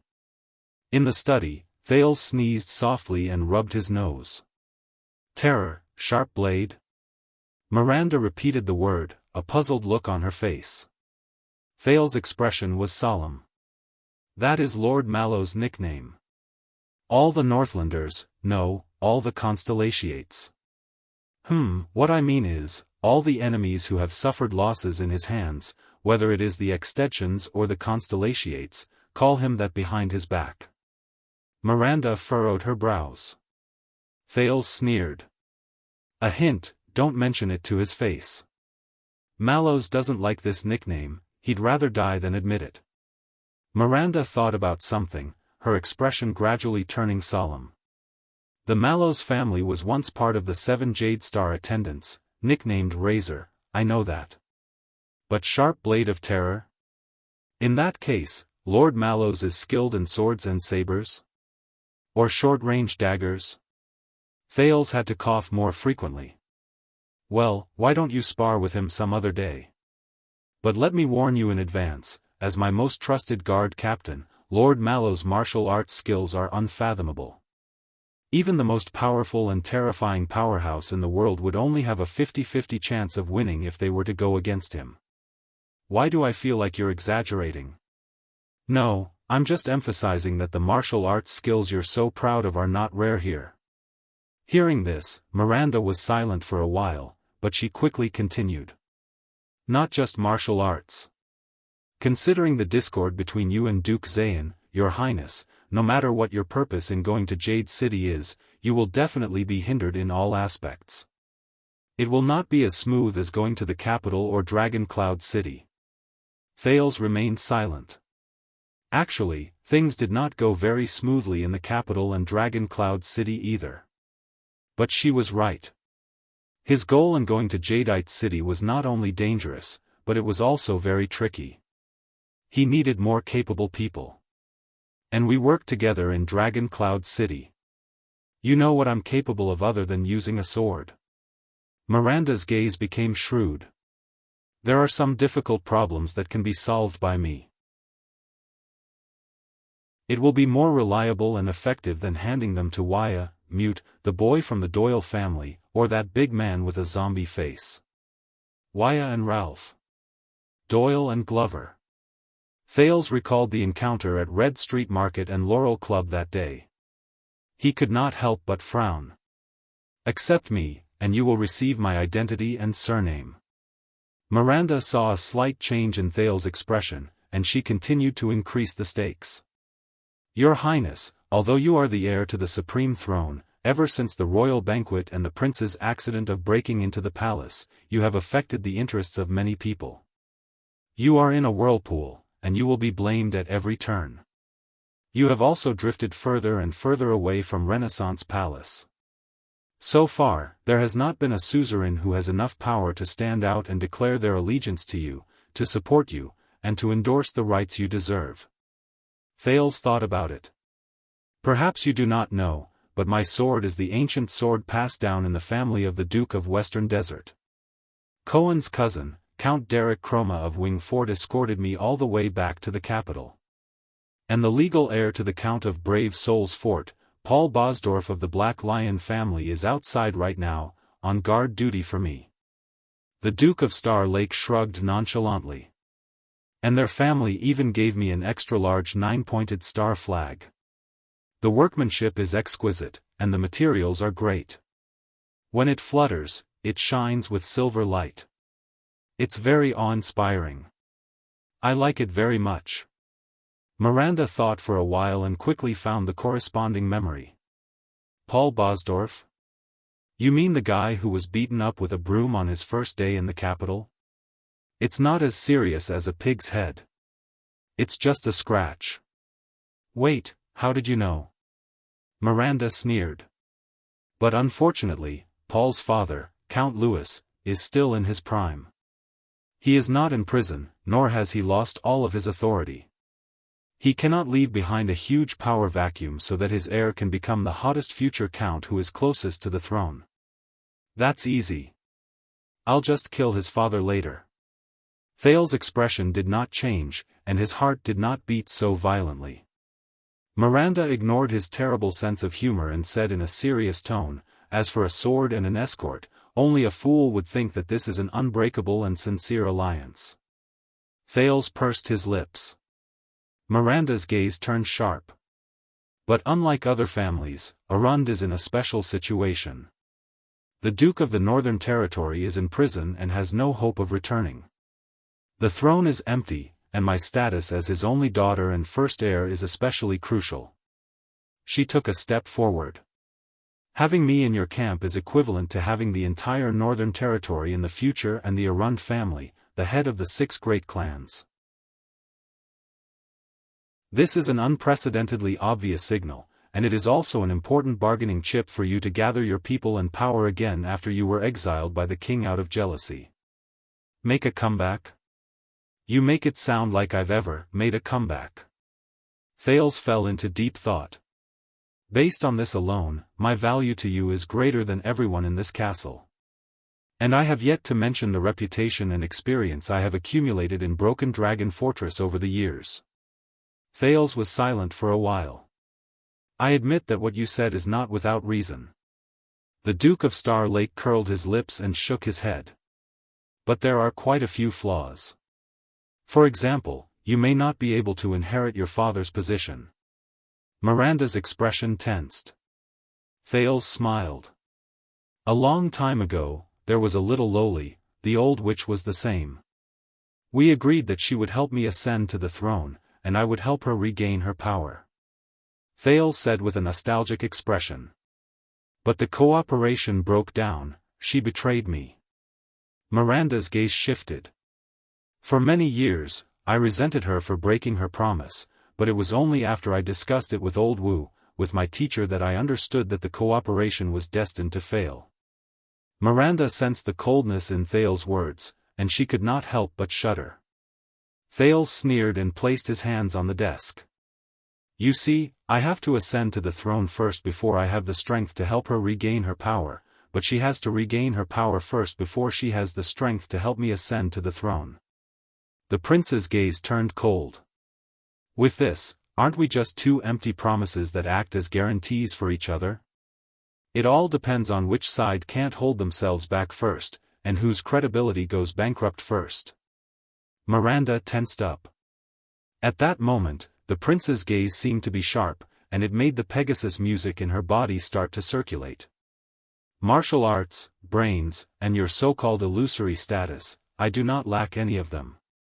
Thales exhaled and narrowed his eyes. If you want to convince me to accept you, you need to have a greater bargaining chip. Miranda did not say anything. The back and forth negotiations made her frown. And if you don't, then give up. Give up. Thales stared at her, but he clenched his fists tightly on the desk. Miranda. Please.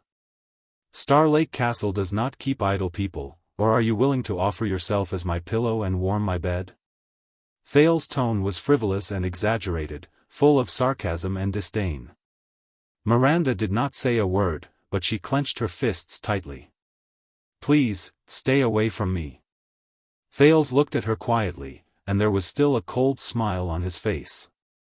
Stay away from Star Lake Castle. Stay away from this quagmire, this whirlpool, and this trap. At least, I can avoid the eye of the storm in the future and protect myself. I can avoid becoming a victim of the alliance. Please. Dark clouds covered the sky, and the study room was very dark. Under Thales' urging and interrogating gaze, the swordswoman's gaze moved slightly, and she seemed to be thinking about something. After a while, she raised her head, and there seemed to be a resolute look on her face. Northern Territory. Miranda said firmly, if you help me return to Cold Castle in a justifiable manner and ascend to the position of Duke, Brat, I promise that I will bring you Northern Territory. Northern Territory? Thales did not have the time to fuss over the way the man addressed him. He was first stunned, then he laughed involuntarily. What are you talking about? The northern region is the kingdom's territory. But Miranda shook her head firmly. You don't understand. The Arund family's hawk had a sharp gaze. I promise, I will bring you a different northern region, not geographically, not traditionally, not now, and not in the past. It's the future that your father has been dreaming of for many years, the northern territory of the kingdom. Thales' gaze shifted. He subconsciously withdrew his arm and straightened his body. What? Miranda took a step forward and said firmly, I promise that it will no longer be a special case in the north that is outside of the kingdom system. From inheritance to jurisprudence, from land to population, from culture to system, from finance to management, from agriculture to defense, from conscription to tariff, from personnel to logistics, from pine forest to desolate land, from bitter cold temple to Neverwinter Palace, from birch forest to broken dragon fortress, Renaissance Palace will rule over the northern region like an extension of its arm, just like how it ruled over the central territory. It was as easy as moving an arm, never going back on his word. Thales' gaze changed completely. The prince looked at Miranda in disbelief. My lady, what are you talking about? Miranda snorted coldly and did not hesitate. That's right. There will be no outdated traditions, no annoying customs, no old-fashioned families, no annoying suzerains, and no awkward compromises. The Northern Territory, the kingdom's best source of soldiers and bridgehead, will be completely and utterly integrated into Constellation system and governance, just as your father had hoped. Miranda gritted her teeth. There will be no echoes under the royal authority. Completely and utterly, completely integrated, Thales could no longer sit still. He jumped off the desk and did not even bother to maintain his previous cold and utilitarian demeanor. Let me clarify. You said that after you become a duke, you will not only give up the Northern Territory, but also the power in your hands. Thales gulped with difficulty and asked, even if it means that the Northern Territory will no longer be the territory it used to be, the suzerains will no longer have their former rule, and the dukes will no longer have their former status? How can it be? Miranda looked at him silently. A few seconds later, she curled up the corners of her lips and revealed a confident but cold smile. She tilted her head upwards as if she was provoking him. Yes, brat. Why? Thales' expression was still shocked. I don't understand. Why do you said it yourself. It's better to have no empty promises. Miranda exhaled and chuckled. As long as I am not the Duke of the Northern Territory, or more accurately, a Duchess, then the power that this title represents, regardless of whether it is big or small, near or far, is meaningless to me. Miranda's smile turned cold. If that is the case, I can only offer a greater bargaining chip. For example, the future tax revenue that the virtuous king promised when he borrowed money, or the recently popular term from Camus Union, options. The swordswoman from the Arund family raised her head. Her aura was imposing. What do you say, Your Highness? Be it Falkenhaz, Chroma, or Bosdorf, will they be willing to give you such a bargaining chip, the future? Thales blinked furiously. If what you said is true, if you really want to be in the future, Thales was in disbelief. That will be an unprecedented loss for you, no, for the Arund family, to your vassals, to the historical legal system, to the dignity of the Northern Territory, and even to yourself. Betrayal? Miranda dug her ears. She did not care. Why, is it as serious as my father's treason? Thales was instantly speechless. But at that moment, he remembered what he had said in front of the king. If people know that I am the king's spy, I will be regarded as a traitor to the noble camp by thousands of vassals. I will be condemned by all and despised by all. Thales stared at Miranda in a daze. It was as if he was looking at another version of himself. But, why can she be so carefree, so unruly, so nonchalant? This is obviously, but he immediately thought of something, and his expression darkened. No, this is still an empty promise. It is something that you can only do after you become a duke. He forced himself to shake his head and refuse. It is based on your empty promises, but no one else dares to give it, even if it is just verbal promises. Miranda interrupted him in an unquestionable manner. And this is not something that I can only achieve after I become a duke. In fact, your father has already begun to do it. Thales stared at her and realized that he could not understand the thoughts of the person before him. So, do you dare to accept it? Miranda's eyes were like two long swords that pinned him to the point that he could not move. Or should I say, Thales Jade Star, are you qualified to accept it? Thales' breathing quickened. He had to use the sin of Hell's river to help him calm down. As the power of eradication surged, Hell's senses allowed him to detect the power in her body more clearly. The Pegasus music flowed endlessly, and it was flawless. But why? I don't understand, Thales said subconsciously. After I returned to the country, many people from Falkenhaz to Bosdorf came to my vassals and expressed their goodwill to me. But I know that they came because they did not want to give up their former lifestyle, did not want to let go of the power they were used to, and did not want to bow down to my father's iron fist. But I am not them. Miranda answered his question softly.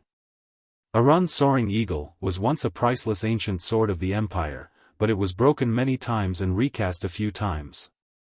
It no longer has its former glory, and even lost its old name. She looked at her saber. Just as history moves forward and times develop, there will always be people who will grow old. Thales stared at the longsword that had experienced dragon's blood with him 7 years ago. The swordswoman stood in front of him. She was as cold as ever, but also extremely hot. But there will always be people who are young. Just like Soaring Eagle after it was recast, the newer the shape, the sharper the blade. There was a moment of silence between the two of them. Thales exhaled and tried to organize his thoughts. But I still can't believe that Madame Arund, are you really so noble and unquestionable integrity? You've paid such a huge price, and you really don't want anything, just for that empty title? For that suzerain who has no real power and is no different from a rich man, the guardian duke of the Northern Territory? It's the Duchess, Miranda corrected him. Thales sighed and nodded in agreement. The Duchess. He continued asking. But if you succeed, you will become a duchess in name only. Even when you cultivate and collect taxes on your own land, you have to submit to me. What's the point of that? She's a member of the Arund family, isn't she? They are the descendants of Mournful Eagle, Nolaner, the oldest and most conservative family in Constellation. The voice in Thales' heart was also asking, so, how is it possible? How can she give up the power that has been passed down since the age of the Empire, the power that her ancestors were born with? How can she surpass the greatest limitation and weakness of all the kings and vassals in this era? Unless. Miranda was silent for a long time before she suddenly smiled. She walked slowly to the window and looked at the vast lake of stars under the dark clouds. Tell me, Your Highness, have you ever felt this way? From that moment on, everything in your life seems to have stopped. Thales trembled slightly. The swordswoman said faintly, everything you see and feel has been set. Everything you do is fate. No matter what you do, no matter how hard you work, you can't break through the limitations in front of you. You can't bring anything new, and you can't see a new way out. Miranda looked out of the window, lost in thought, at the cloudy sky and the dark, bottomless lake of stars. As for the seemingly good life, you can actually see the end of it at a glance. All that's left is to repeat yourself day after day, waiting for the final end. Can't bring anything new, and I can't see a new way out. Thales did not speak. At that moment, he seemed to have returned to Dragon Cloud City, and in front of him were the heads of the poisoned Alex and King Nuvan. But he also seemed to have returned to the royal banquet, watching Doyle's gloomy face as he prepared to sacrifice himself, or the kingdom's secret intelligence department, watching the people walking back and forth in the interrogation room, watching the light in Anchor Biral's eyes gradually disappear. As for sitting on that uncomfortable throne, scheming day and night, trying to figure out people's hearts, and forcing yourself to become the coldest and most pathetic tool. That's not power, Thales. It's the chain of power. Quick Rope's words made Thales subconsciously clench his nails. 7 years ago, when my father was imprisoned as a traitor, I was utterly disheartened. I could only use countless military affairs and work, including the impending war, to numb myself and escape from the outside world. In the end, the war didn't break out, so I risked everything and rushed to Dragon Cloud City. That's how everything that happened after that happened. Miranda snorted softly. But from then on, my kind-looking cousins from the same clan began to cause trouble. Gossiping, spreading rumors, being cynical, and even using my blood surname, they began to directly intervene in Cold Castle's affairs. Between the lines, they pointed directly at the title of Duke and my right of inheritance. Ridiculous, Arund is known for being united. They didn't dare to do this when my father was around, and if I were a son, they might not have dared to be so presumptuous. Thales frowned and could not help but say, as far as I know, after Erica the Conqueror of the North, Constellation already had a queen. The inheritance law is no longer restricted by gender. They can't, yes, compared to the barbaric Extat where you spent a lot of effort to raise an archduchess, Constellation is already civilized and advanced enough to take care of people like me, isn't it? Miranda interrupted him with a sarcastic tone. Thales did not speak, but the swordswoman snorted coldly and shook her head. But gender is always before the order of teeth. Even if it's the eldest sister and the youngest brother, the inheritance is passed down to the son first, then the daughter. Hence, only the daughter has the right to inherit the father's title, and she still has to face competition from her cousins and future husbands. Of course, you don't have to care about these things, because you have a son, so it's none of your business. Miranda said indignantly, you only need to know that Constellation is very civilized and advanced when it comes to the right of inheritance. If anyone questions this, you can boldly and confidently say, then why don't you go to Extat? Thales wanted to say something, but in the end, he shut his mouth. Miranda snorted coldly and shook her head. So, naturally, you won't care that in the Northern Territory, which is completely different from the main inheritance law of Constellation, there hasn't been an Arund Duchess in the past 700 years. Thales' expression changed. Really? Miranda stared out the window in a daze and nodded. The closest one was more than 100 years ago, mathematician Roshana Arund. As the eldest and only daughter of the Duke, she almost became the first Duchess of the Northern Territory. The swordswoman said faintly, until her stepmother gave birth to a young son and pushed Roshana out of the line of succession. Thales furrowed his brows. Roshana Arund. He searched for this name in his memory. He seemed to have heard it mentioned in Gilbert's class, but, I was my father's second child. I originally had an older brother, but he died young before he could learn how to walk. And my mother, when she passed away during the bloody year, Miranda's gaze was misty, she was already pregnant. Thales was shocked when he heard this. The bloody year. After that disaster, even the way my father looked at me was different. It was as if he was always asking why did my mother play hide-and-seek with you at that time? Why were you the one who escaped from the carriage? Why wasn't it your mother and your unborn brother? Why didn't you disappear with them into the snow and the countless refugees? Thales clenched his fists, but he could not say a word. Miranda shook her head absent-mindedly. Sometimes, I also think that if my mother did not have an accident, if the child in her womb was born safely, if it was a boy and he was my brother, then today Miranda's words came to a halt. She raised her head, and her gaze was firm. No, then I wouldn't be where I am today. Probably not. She glanced at the letter beside Thales's hand and pursed her lips.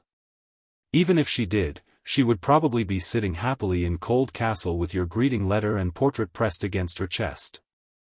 She would be immersed in it while thinking about what kind of dress she would wear for the artist's portrait. Then, she would reply to your letter while trembling. Thales listened to her quietly and looked at the ridiculous letter that stated that he did not know whether to laugh or cry, but he found that he could not laugh no matter how hard he tried. When I realized this, when I realized that I was able to stand here because enough people died during the bloody year, and because I was purely lucky.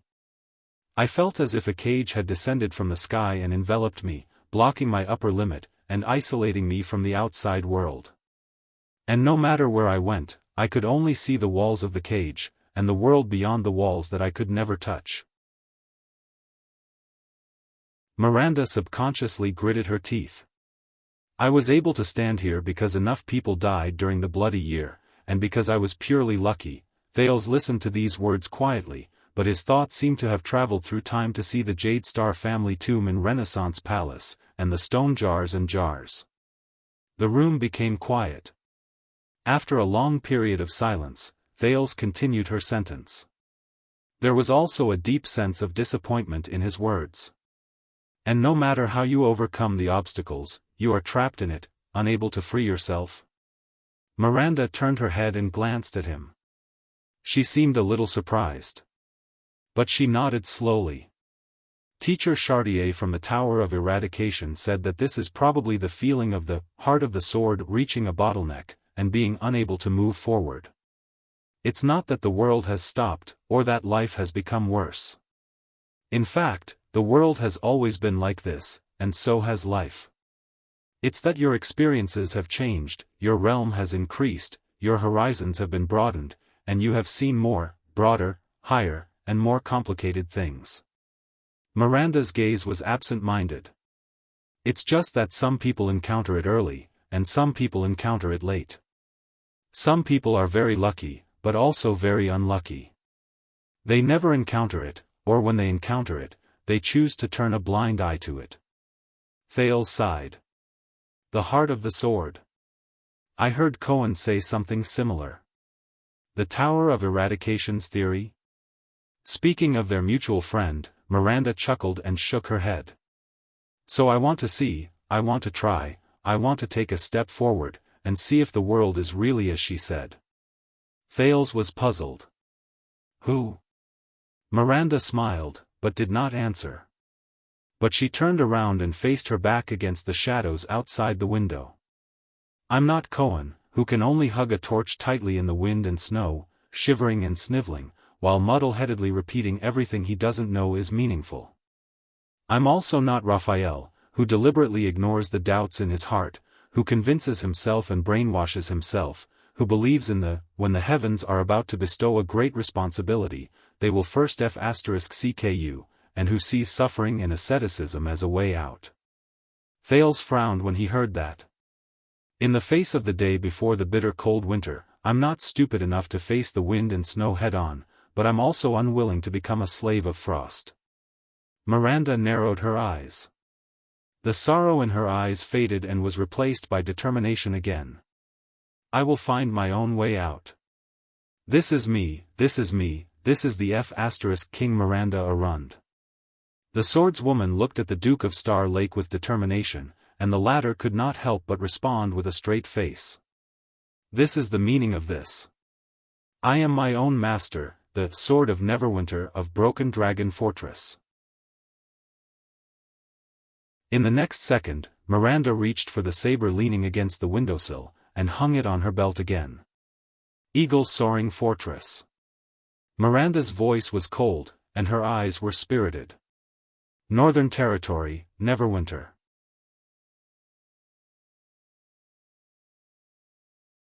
Chapter 650. She's different. Thales stared at Miranda in a daze, and could not help but think so. Thales had known Miranda for a long time, ever since they met as cellmates in Dragon Cloud City, and witnessed her fighting with her sword in Heroic Spirit Palace. Without a doubt, the woman in front of him was a calm warrior, a powerful swordsman, a strong fighter, cautious and reliable, and a little aloof. Like a flower on the precipice of a snowy mountain. As expected of the White Eagle's descendant, Arun's blood descendant. But at this moment, Thales stared at her back. For the first time, he felt the heat and vitality emanating from her veins, as well as an unprecedented sense of oppression. That was not something the Arun family of Cold Castle, nor the Tower of Eradication, or even the Fortress Flower could teach her. It was, Thales closed his eyes, took a deep breath, and returned to reality. If that's the case, why don't you go straight to my father, to His Majesty, and make the same promise to him? Miranda's hand, which was adjusting the sheath rings, froze. Thales slowly opened his eyes. As long as you repeat what you told me to King Kessel, as long as you are willing to give up what your father and his generation did not want to give up, the Duke of Star Lake gritted his teeth. I believe, be it title or status, whatever I can give you in the future, the Iron Hand King can give it to you now. And he would be happy to give it to you. Thales picked up the ridiculous greeting letter, and his gaze was threatening. So, why not? Miranda did not speak. She began to adjust her belt and sheath rings again. Because you are the one who broke into the palace and rebelled. Thales' expression changed. Cohen has always been slow, but the teachers in the tower said that as stupid and stubborn as he is, he has an extraordinary swordsman's intuition. Miranda did not look up. She carefully adjusted the tightness of the sword belt and the height and angle of the hilt. And that idiot said that the reason he was willing to risk his life to break into the Forbidden Palace with you was because he saw your eyes in Lower City District that day. Thales was stunned. What? What eyes? Miranda chuckled. He said he believed in you. He believed that you were like Paladin Don Quixote, charging towards an impossible goal.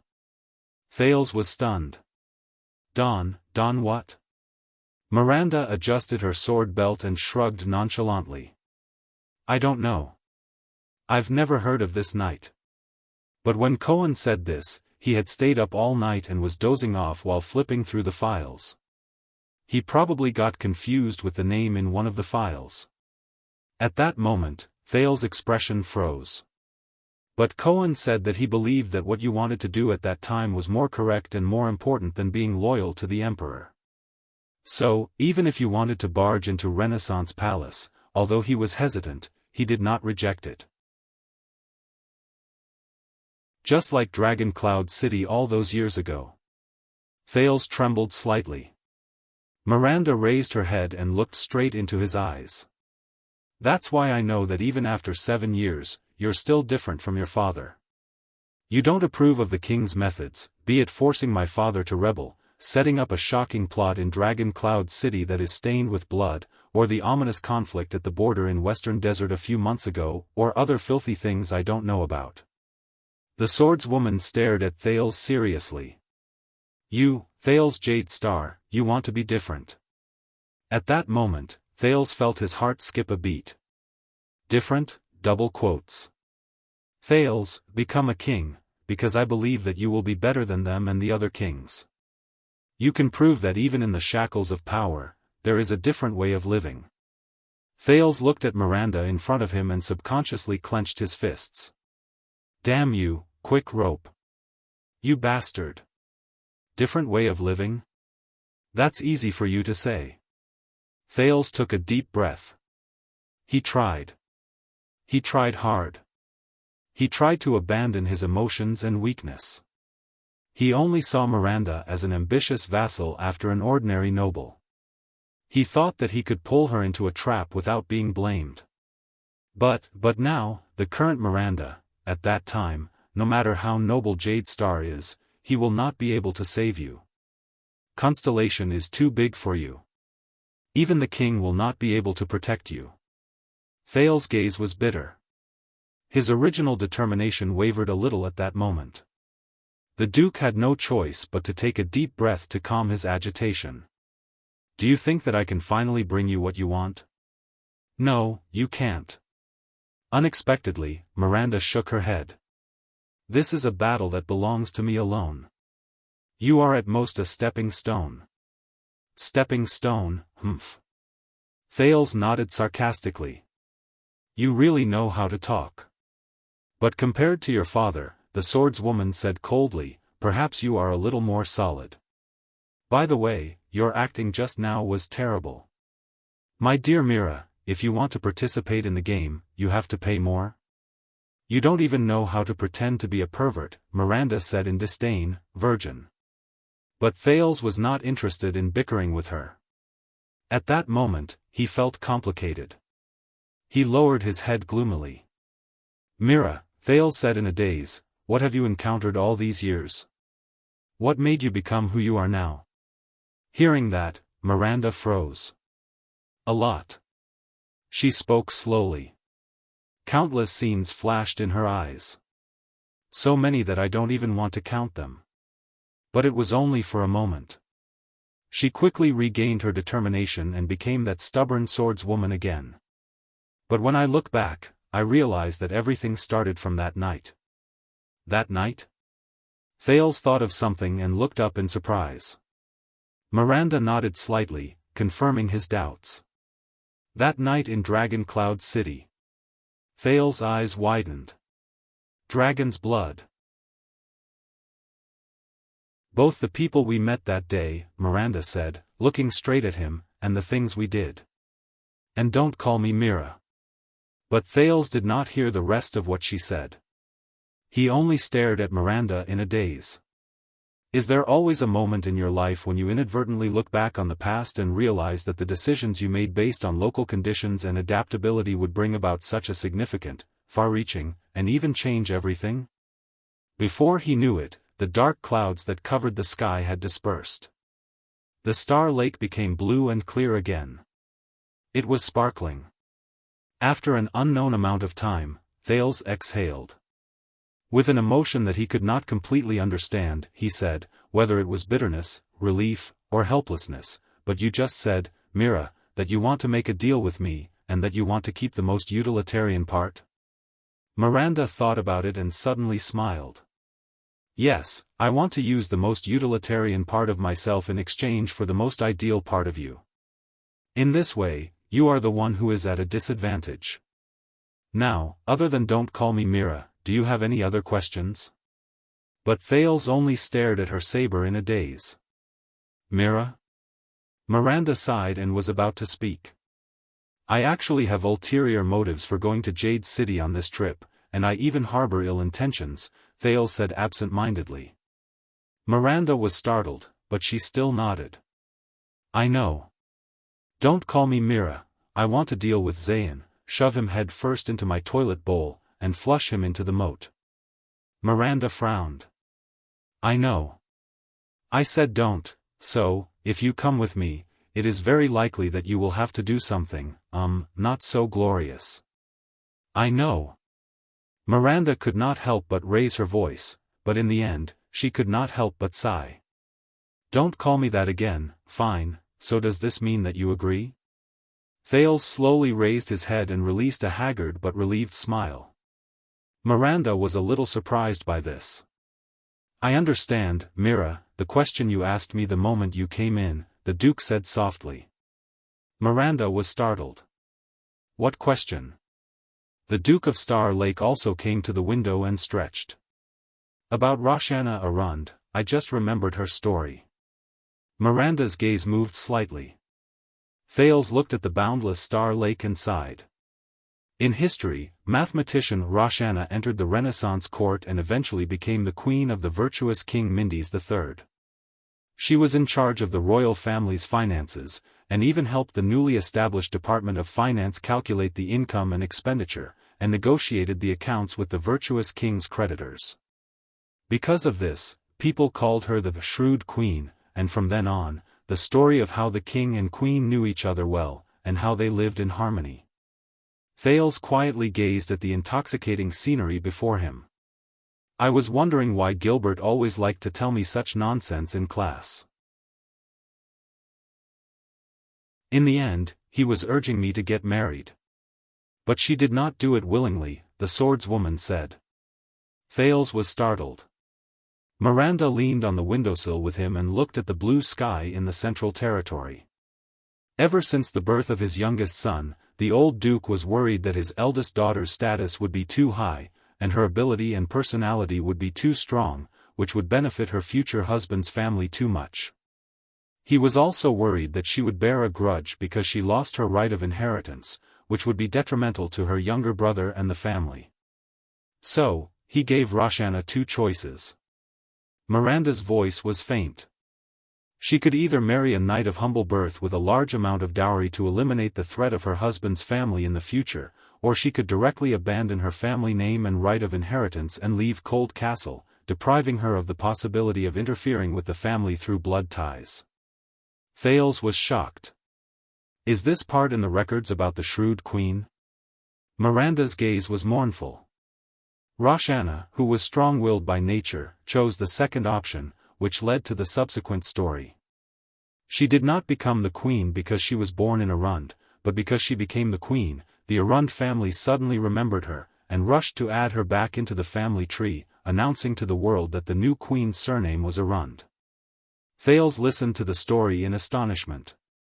I did not know that there was such a part.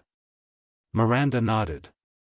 The White Eagle family has always taken pride in being united and rarely having internal strife, but this disgraceful part of history was only recorded by the Sunset Priest, who was a secret witness to this agreement. It was hidden deep in the Forbidden Books section of Sunset Temple, and no one knew about it for a long time. Or rather, how much of the unity of the family that the Arund family was praised for in history was formed by the old duke's exiling of his close relatives and suppressing of his children to prevent them from killing each other. Thales' eyes turned and he clapped his hands. No wonder. No wonder the Arund family, as the number one family in the Northern Territory, was suppressed so badly by Renaissance Palace and the Imperial Conference during the reign of the virtuous king. They were even used as a typical example of the virtuous king's reforms. Damn it. Gilbert even analyzed a lot of high-sounding topics like the balance of power between the relatives of the king and the courtiers. The related papers were stacked up to 3 feet thick. Miranda smiled nonchalantly. Just like that, the first Duchess of the Northern Territory did not appear. She was replaced by the shrewd queen. This is a happy and beautiful story that people can accept. A kind father, a filial daughter, brotherly siblings, a strong husband, and a happy and beautiful story. The swordswoman crossed her arms. But I feel that compared to the Queen Roxana, in the stories that have been told for thousands of years, Thales took over the conversation. Or is Duchess Roxana more suitable to be sung by bards everywhere? Miranda glanced at him but did not speak. But are you ready? The prince asked softly. In the next second, Thales extended his hand without warning and touched Miranda's waist. The swordswoman's gaze turned fierce. She immediately moved and pressed down on Thales' left hand. But she immediately frowned. Thales' extended palm was pressed on the hilt of the saber at her waist. Thales gave her an apologetic smile. She looked at Thales warily, but she still let go of his hand slowly. Thales then slowly raised his hand and drew out Soaring Eagle from her scabbard. I think the story of your ancestor, no, Roxana is the queen, and also my ancestor, tells us that unlike Exted, the Northlanders, who are inexperienced, caught off guard, and can only bite the bullet and accept an archduchess, the Constellatiates have learned from their mistakes. They are used to it, and they know how to deal with such situations. The friction between the blade of Soaring Eagle and the leather gradually revealed itself. Just like 7 years ago, it shone with a cold light. It was also different from 7 years ago. It had gone through many hardships. Thales looked at the blade and said slowly, just look at Duchess Lyanna of Blade Edge Hill. Just look at Duchess Lyanna of Blade Edge Hill. Compared to direct objections, they know how to tear you apart in a gentle and courteous manner within the current system of rules. The prince sighed. After all, even the queen of the conquerors of the north, who ascended to the supreme throne 300 years ago, did not end up well. Slap. Just when 1/3 of the blade was drawn out, Miranda pressed down on Thales's hand again. She slowly exerted force and sent Soaring Eagle back into its scabbard without any hesitation. That's because she was not strong enough. Thales arched an eyebrow. Not strong enough? Queen Erica is an existence who invaded and seized Cold Castle 6 times and caused Extet to suffer a great loss. Miranda narrowed her eyes. At least she was not strong enough to make those who opposed her bow their heads, such as her younger brother. With a soft sound, Soaring Eagle's entire body sank into its scabbard. Thales could only sigh and let go. Miranda shook her head at him. "I have a question," the prince muttered.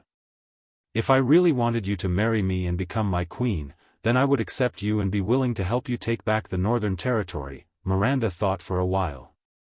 "Are you trying to say that you would only help me take back the Northern Territory if I offered myself to you and let you *ck me to your heart's content?" "Mira, Star Lake Castle is not Broken Dragon Fortress. When we have time, we should talk about your choice of words in front of the prince." Thales sighed. "What if I did?" Miranda sneered. "If you really did that, then it would prove your character, and it would also prove that Cohen was wrong. Then, whether I submit to your father or surrender to you, it would be the same." She said nonchalantly, "So, I will first break your legs, then go to Renaissance Palace with the grievance that I was forcibly taken by the prince." Thales furrowed his eyebrows. "Go to my father to seek justice?" The swordswoman shook her head. "No, I will prove to him and the kingdom that after this incident, I have become enemies with the prince, and we cannot live under the same sky. So, in the fight between the 2 jade stars, I must stand on the king's side. Then, I will conveniently give your father the same conditions. I will give up the Northern Territory for him, and he will grant me the title of Duke. I will still get what I want." Thales looked incredulous. "As I said," Miranda shook her head, "no matter what, I have to find my own way out. But I'm missing a stepping stone." Thales gulped. "As expected. Control your lower half and live happily for the rest of your life." "Then, Lady Miranda Arund." Thales sighed, turned around, and said with a serious expression, "Are you willing to be my wife?" Miranda was stunned when she heard this, but she looked at him for a long time and understood something. "No, I'm not willing." Thales nodded. "Then, are you willing to be my queen?" "No, I'm not willing either." Thales met her eyes. "If that's the case, Miranda Arund, are you willing to be my knight?" In the study room of Star Lake Castle, the teenager and the swordswoman looked at each other in silence. After a moment, Miranda smiled. She took a step back and faced Thales. "I am willing, Your Highness." Thales narrowed his eyes. "Even if I might order you to do something unpleasant, such as swinging your sword at Raphael?" Miranda was silent for a moment. "Raphael is very important to me, Your Highness." Thales chuckled and shook his head. He waved his hand and said, "I know, Mira. So, I'm just playing, but he is not everything in my life." Miranda interrupted him with a sharp gaze. Far from it. This was out of Thales' expectations. He looked at the swordswoman in front of him in surprise. "So, Your Highness, if he stands in your way and our way, I will be sad." At that moment, the sword of Neverwinter of Broken Dragon Fortress reached for the hilt at his waist, his murderous intent overflowing. "But I will never hesitate." Thales was suddenly awestruck. He stared at her for a very, very long time. "Miranda Arund. What is she? A sword?" "Yes, but not all of it." "A chess piece?" "Perhaps, but there is a discrepancy." "A bargaining chip?" "Possible, but is it light or heavy? What do you think, King Kessel? Thales held the bone ring in his lapel. She is gathered under my banner, just like we planned. But not, as we think, for power, at least, not as we think it is. No matter how you look at it, she does not seem like a chess piece in your chessboard, an existence under your rules. Thales curled up the corner of his mouth. Because she is a person. Damn it, a person, outside the chessboard. What do you think, father? His thoughts flashed past in a flash. In the next second, Thales smiled faintly. Then, Mira, welcome to Star Lake Fortress. Even though we will soon be embarking on a journey. Miranda smiled too. Wait. She shook her head, pulled out Soaring Eagle from her waist, and pressed it against her palm, an ancient Northland ritual. Thales was stunned, and immediately sighed. He pulled out the JC dagger from his waist, pressed it against his palm, and felt a headache-inducing familiarity in front of him, an oath of alliance. As expected of the prince who returned from the north. Miranda's eyes lit up. You have seen a lot. More than a lot. Thales thought helplessly. More than you can imagine. In the next second, both of them exerted force at the same time, feeling the pain between their palms and the blade.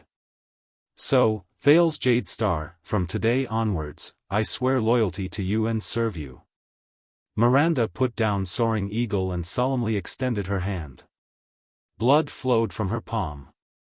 In return, you will fully support me in inheriting the throne. If necessary, you will not hesitate to take the field personally. Announce to the kingdom that you will only acknowledge one master of the Northern Territory. Thales exhaled, and similarly extended his hand that was covered in blood.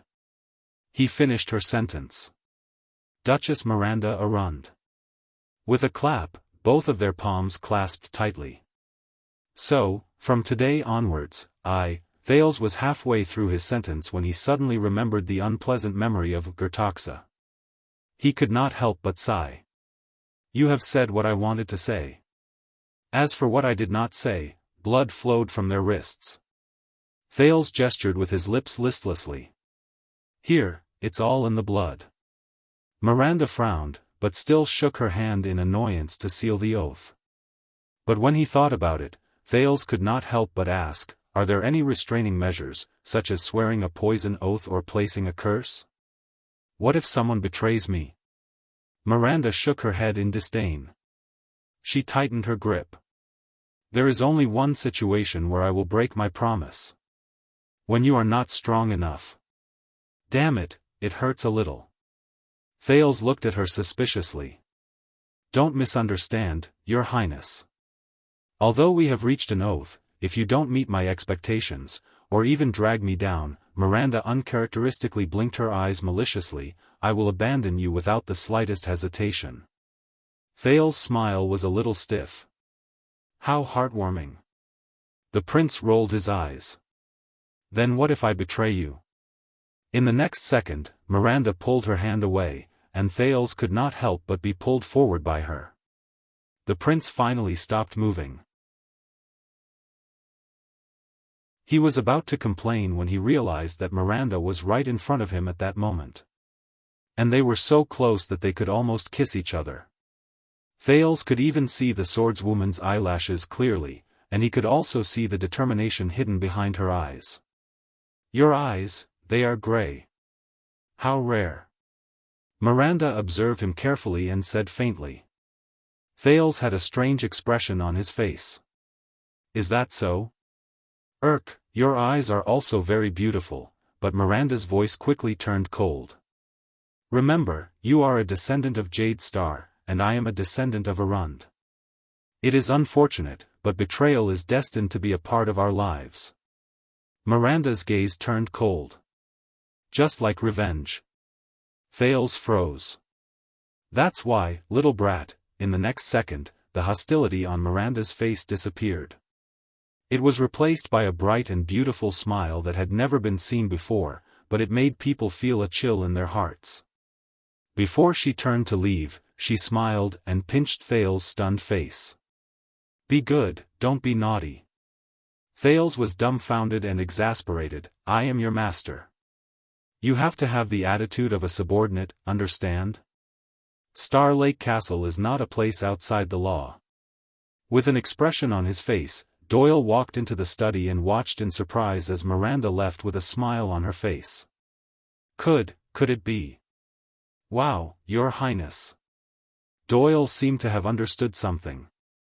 He looked pleasantly surprised and clicked his tongue repeatedly. Tisk tsk tsk tsk tsk, congratulations.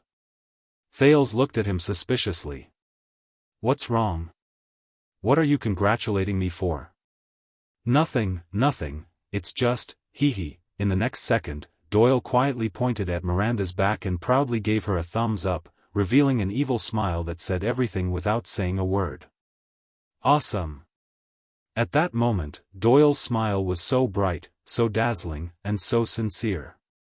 So much so that he did not notice that Prince Thales' expression had unknowingly become more and more terrifying. Doyle, I heard from Officer Sonia that you met her during your night patrol? Huh? Oh, yes. Your Highness, the Fortress Flower. Heh, she was discussing some academic topics with Zombie. You know, academic topics. Don't worry, I didn't disturb you.